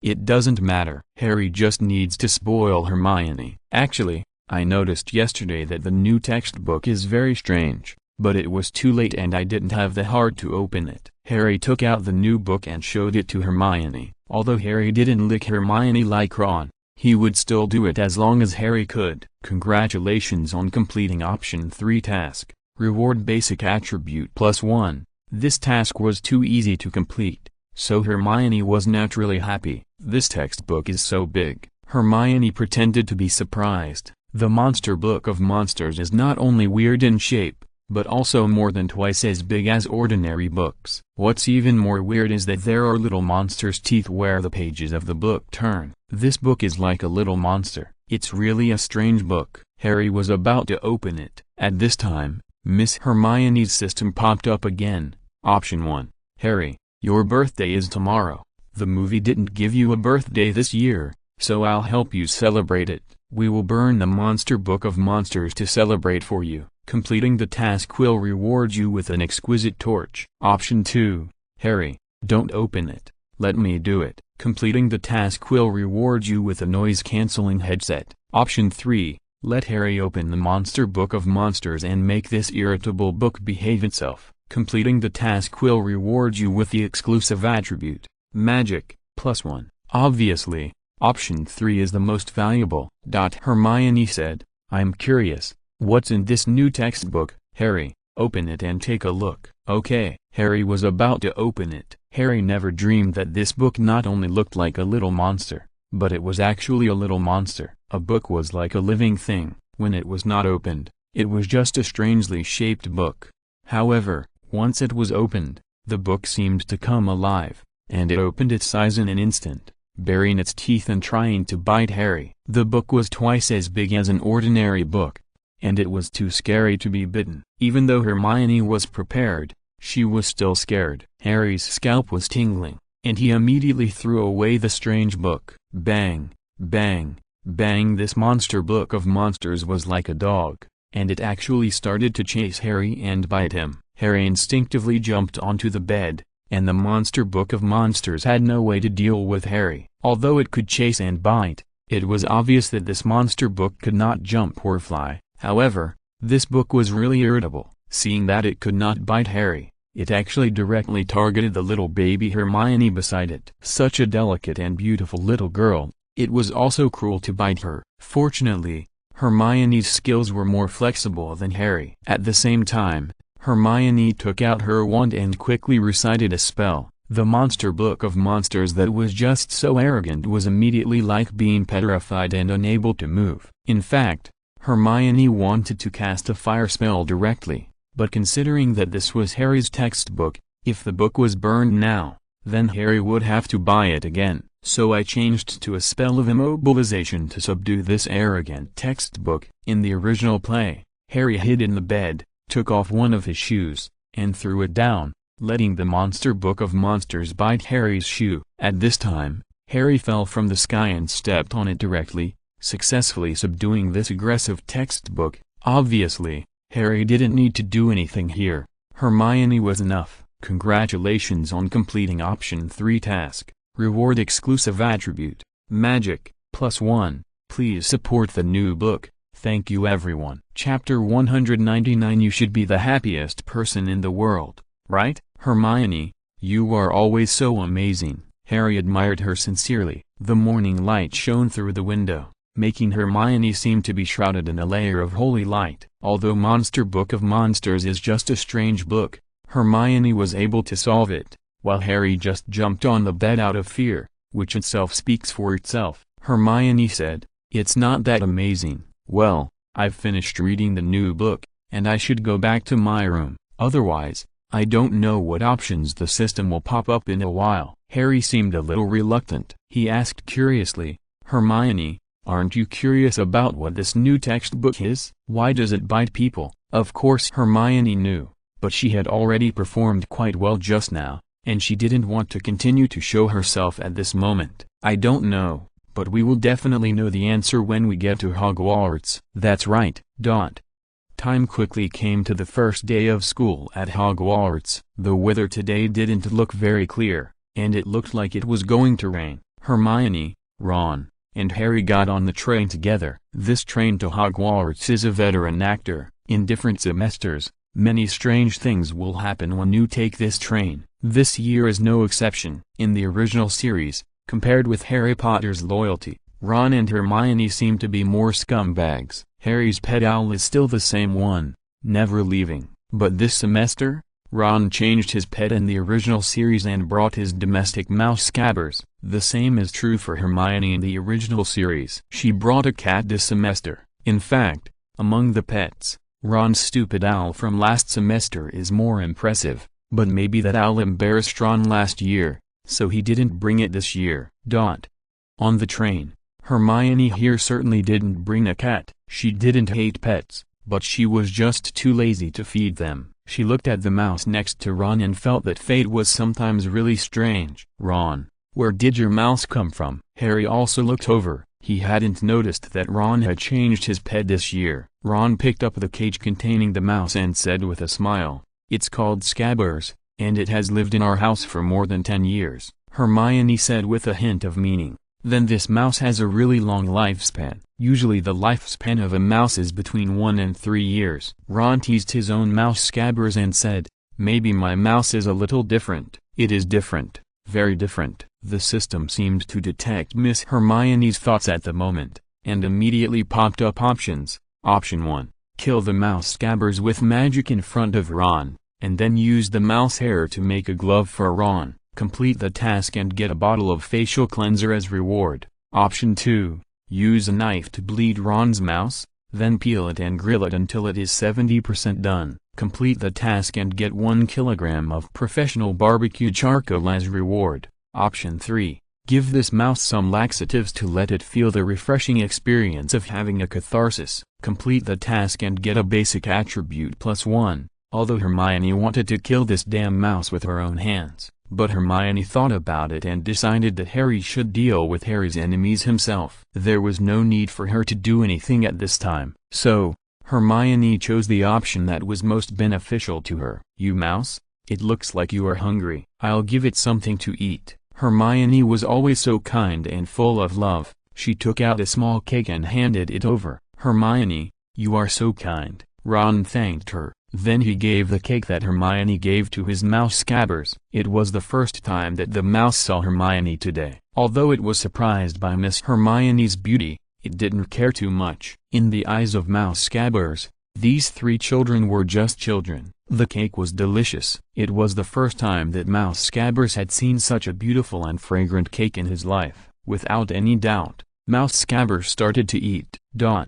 Harry on the side was hesitant to speak. He was worried that the domestic mouse could not eat cake, but he felt that it was not appropriate to mention this at this time. However, what Harry was worried about still happened. Harry thought that the mouse could not digest the cake. In fact, Miss Hermione put laxatives in the cake, and it worked very quickly. The Mouse Scabbers just felt that he had never eaten such a delicious cake in his life, but the next second, it was tragic. The little mouse, small body, but with all the organs. I just felt that my stomach was churning. The Mouse Scabbers collapsed. Ron found something. Scabbers doesn't look right. Hermione was worried that the mouse would poop directly on Ron, so she suggested, put the cage on the table and let's see. The goddess spoke, and Ron did it. For Ron, it was right to listen to Hermione. Hermione would not hurt him. Sure enough, Ron just put the cage on the table, and the next second, the mouse was pooping. The scene was so spectacular that Ron was stunned.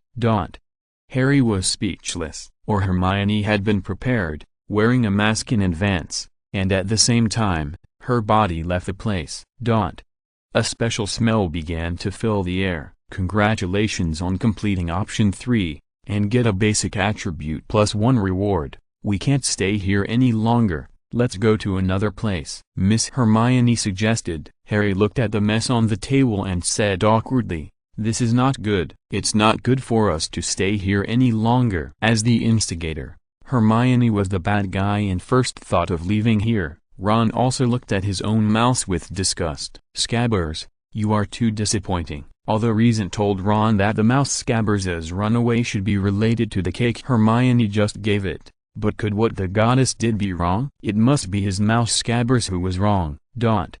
Hermione was still quite respectable, and the three of them packed up and left the original carriage. Fortunately, this train was relatively primitive and there were no cameras on it. Otherwise, if they checked it out, the three of them would definitely not be able to escape. The other carriages were full of people. Although Miss Hermione was very low-key, it was still too conspicuous to just walk through the crowd, so Hermione found a special carriage and stopped. He is sleeping alone. Let's be careful and stop here. What a fate. As soon as Hermione saw the sleeping posture of the man, she knew that he was the new Defense Against the Dark Arts teacher of this year's Hogwarts. Defense Against the Dark Arts is always the same, but the teachers are always changing. One every year. Last year's Celebrity Gilderoy Lockhart will definitely not come again this year. This is not good. We will disturb others' rest. Harry was still quite polite. Hermione said, the train is about to leave. At this time,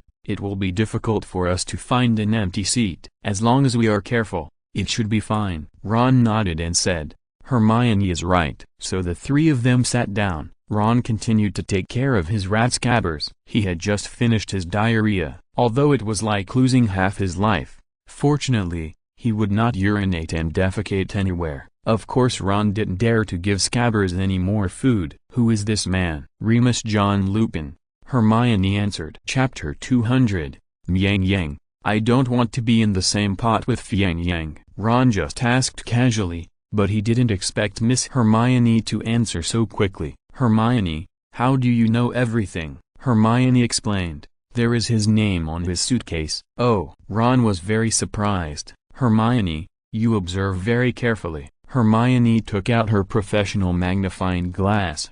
I told you, I am a famous detective. Miss Hermione is cheerful, lively and cute. It is very happy to be with her most of the time. The man seemed to be asleep. When Hermione, Harry and Ron came in, he didn't react. Hermione suddenly wanted to eat snacks. Based on the principle of sharing happiness, she took out some and handed them to Ron and Harry and said, do you want to eat? No, I don't want to eat. Just now, the Mouse Scabbers ate some cake given by Hermione, and the scene was too thrilling. Perhaps their reaction also reminded Hermione of the scene just now, and she suddenly lost her appetite. The train was very fast, and Hermione was not idle. When she was not talking to Harry and Ron, she took time to study. Even if it was something she already knew, she would review it. After all, Magic requires casting spells, and the speed of the spells, as well as whether they are accurate and whether they are integrated, are all very important things. In short, it is better to work hard than not to work hard.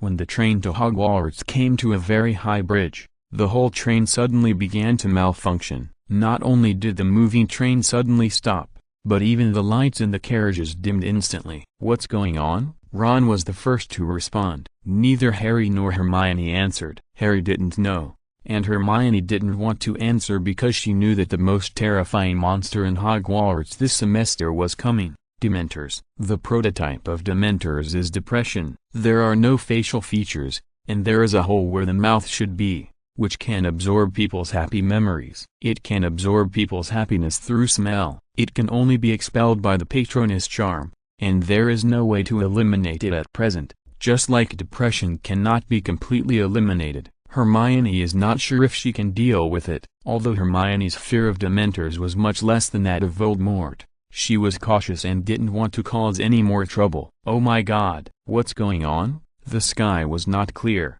and the temperature began to drop sharply. Ice began to form outside the glass window, and even the wine glasses on the table were freezing. This was incredible. Hermione suddenly remembered that in the original play, the temperature would become colder wherever Dementors appeared, and water could freeze. If Dementors were caught and put in the refrigerator, wouldn't it mean that they could be cooled without plugging in electricity? What a great business opportunity. Wang Duo, invested in it. Harry, Hermione, I don't feel right. Ron began to look bitter, and so did his ratscabbers. This was a very bad experience, as obvious as if the air around them had been sucked away. Harry and Hermione still didn't speak.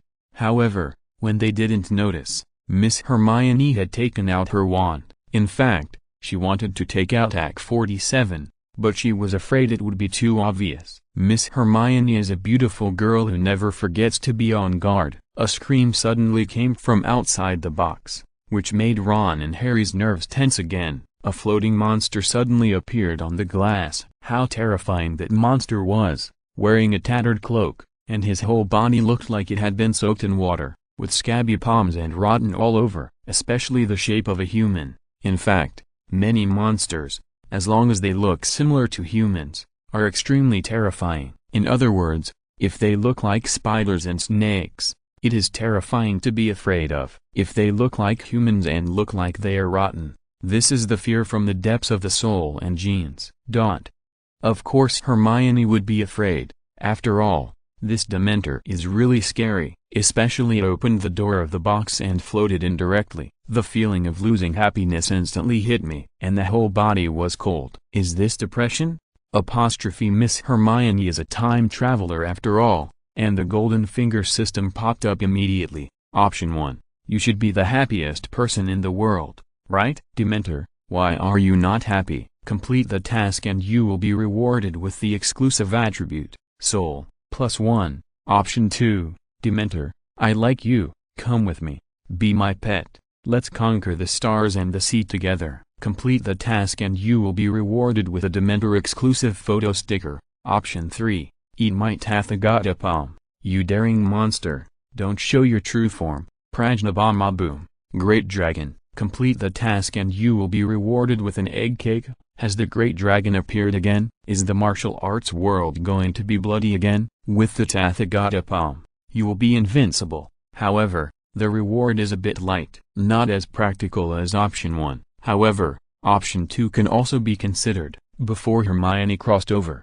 she read novels about cultivating magic. I remember that there are magic tools in the magic way that can collect evil spirits and demons into magic tools and release them when the war starts. Hermione is now short of a powerful evil spirit magic tool. If the system rewards her with one, she will train all these Dementors into magic tools, and then she will have another powerful magic weapon. This is a good idea. At this moment, the Dementors clearly have a special liking for Harry Potter. Even though Miss Hermione is not an ordinary person, the Dementors prefer Harry Potter, because this movie series is named after him. Ron has lost his happiness, and he stood there stupidly, with a look of fear on his face. Miss Hermione was also pale, but she was conscious. Harry was the worst. At this moment, The Dementors flew directly in front of him, and the terrifying appearance of the Dementors was close at hand, and then he opened his mouth and began to suck Harry Potter's soul. At the critical moment, Hermione stood up directly, for the system option task. She had no choice. You should be the happiest person in the world, right? Dementors, why are you not happy? Hermione's voice is still so beautiful. The meaning of the words is also so thought-provoking. However, the Dementors were indifferent. The Dementors didn't even look at Hermione, which made Hermione very embarrassed. Fortunately, Hermione completed the task. Congratulations on completing option 1, and you will be rewarded with the exclusive attribute, Soul, +1, among the hundreds of attributes. Hermione had never paid attention to Soul before, because she had no use for it before. But it is obvious that the strength of the soul is still useful when facing the Dementors. Hermione simply checked all her current basic attribute points: Magic +53, Health +47, Low-Key +51, Agility +50, Defense +52,